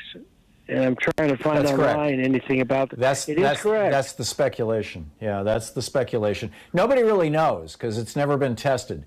Up until, in the first administration, the vice president, this was George Washington and John Adams, and John Adams played the role of presiding officer of the Senate, essentially. And then John Adams became president and Jefferson was vice president, and Jefferson didn't have any interest in playing that role, and so he did other things. He wrote a book, a manual for the Senate and for the House, and carried on a lot of correspondence. But he was by the second year of the Adams presidency, he was so pissed off at John Adams that they literally never saw each other again in person. Even though he was vice president for another 2 years. This was after Adams signed the Alien and Sedition Act and put 18 newspaper publishers in prison. But then throughout the 19th century, the 1800s, there were periods of time when the vice president actually took over and ran the Senate. And then there was periods of time when they said, nah, we'll just let you guys do it. And it kind of depended on the vice president's inclination. And then I think it was in the 1890s, 1897, sticks in my head, the Senate actually started issuing specific rules for all this, or adding to their rules for all this kind of protocol. They've had rules for the Senate since the very beginning. The Constitution requires them to. So the theory is that while Kamala Harris can't walk in there and say, okay, I'm in charge now because I'm president of the Senate, and you, Mitch, have to sit down and shut up. Well, actually, she might be able to say that. She can't introduce legislation. She can't vote on things. But what she can do is recognize members. And that's how, and she could say, okay, Mr. Sanders, Senator Sanders, would you please speak? And he can then say, I am introducing Medicare for All legislation, or I am introducing, the CARES Act, or the HEROES Act. And he can talk about it, and he can push it, and then she can call for a vote. And at that point, all the Republicans have to go on the record. Yes, we're opposed to people having unemployment insurance. Yes, we're opposed to people having food stamps or any. Yes, we're opposed to free vaccinations. Yes, we're opposed to, so she can create a very uncomfortable venue for the Republicans. And perhaps more important, on a lot of these issues like student loan debt, it's entirely possible that 2 or 3 or 4 or even 5 or 6 Republicans will peel off from Mitch McConnell and would vote for it if it simply came up for a vote. So the theory is that Kamala Harris can exercise her role as president of the Senate and basically take over as the presiding officer, and that would be her principal power, to call on people. Again, though, that would be in violation of the Senate rules, and the Constitution on the one hand says she's the president of the Senate, but it also says that both the House and the Senate have the right and obligation to write their own rules, which they follow. So my guess is that this would go to the Supreme Court. Which is more important, the Senate rules or the person being the president of the Senate? And given the court that we have right now, I'm guessing that they'll go with Mitch McConnell and the rules, but we'll see how it shakes out. Kerry, that's my understanding of it all. Yeah. Thanks a lot for the call, Kerry. It's good to hear from you. We'll be right back.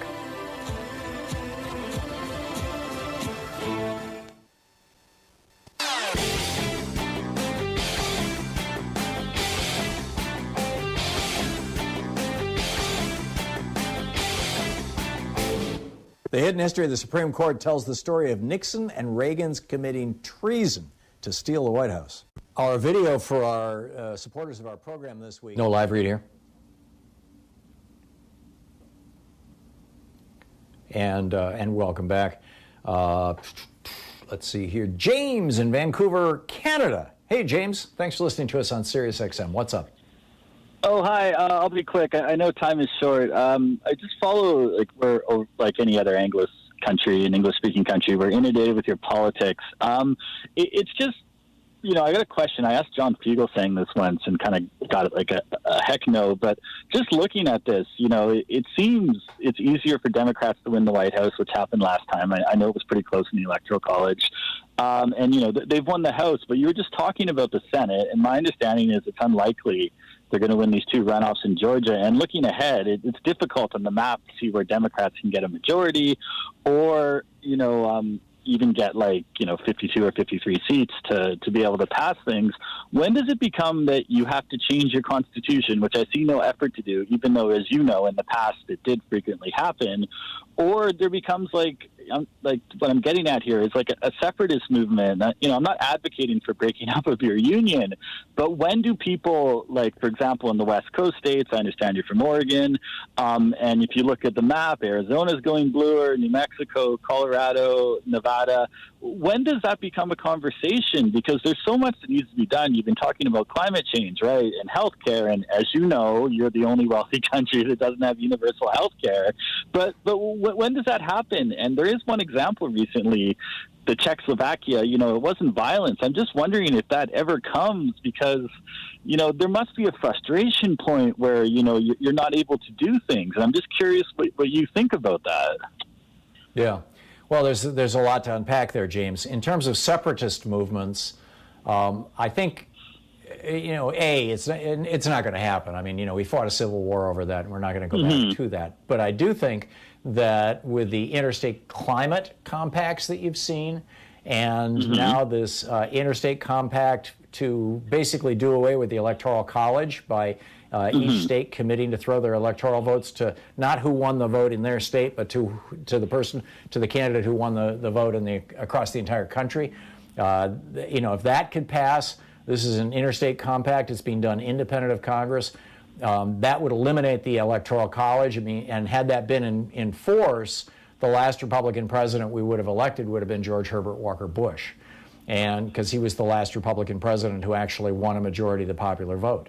You're aware, right, that in a few years, 70% of the population is going to live in a small, I don't know the exact number, a small number of states. But when does it become that the minority ruling the majority just becomes too frustrating? Are you going to have this conversation in 2040? Or? Well, you're assuming, James, that states like Wyoming and Montana and Utah and whatnot are going to stay red forever.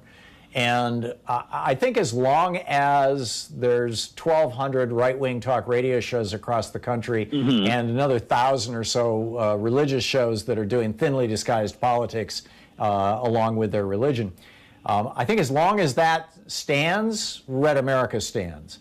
But I think that when the day comes that some progressive entrepreneur in Cheyenne, Wyoming decides to buy a local or build a local radio station, or in Butte, Montana, or Casper, Wyoming.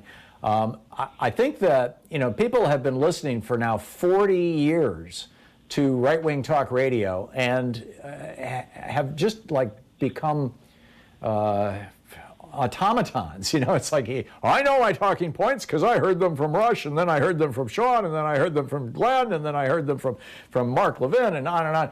And I think that I think we should be going after the red states, frankly. The other thing, if we ever get enough power in the Senate, I think that we should allow Washington, D.C. and Puerto Rico to join the Union.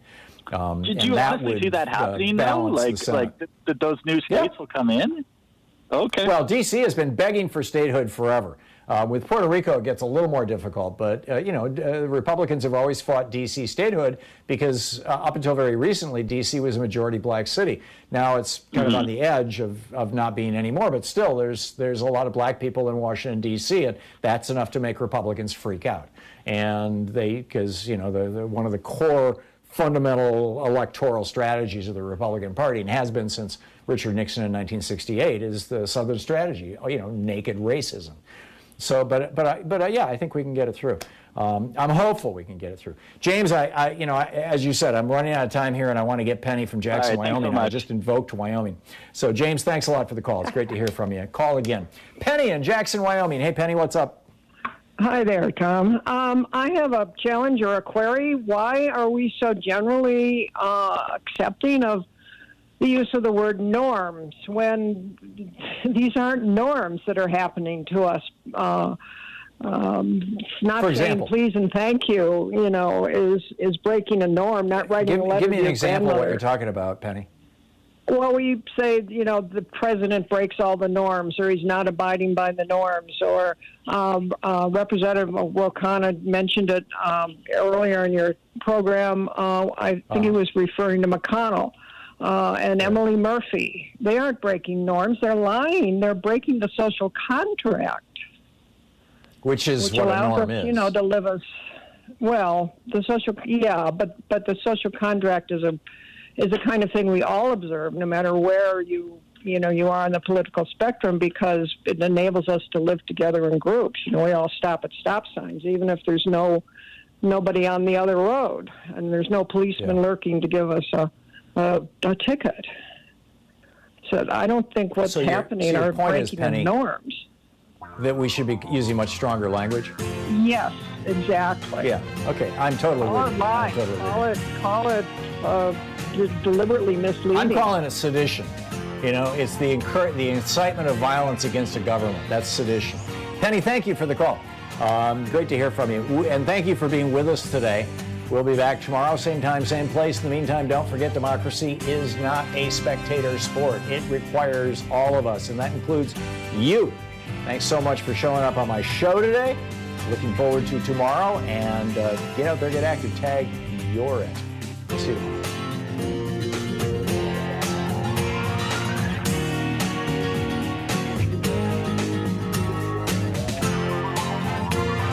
You've been listening to Thom Hartmann.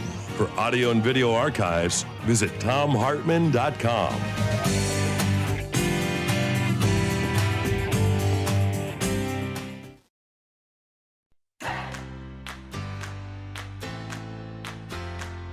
These companies support the Thom Hartmann Program. They are X-Chair, changing the world of seating. More info at xchairtom.com.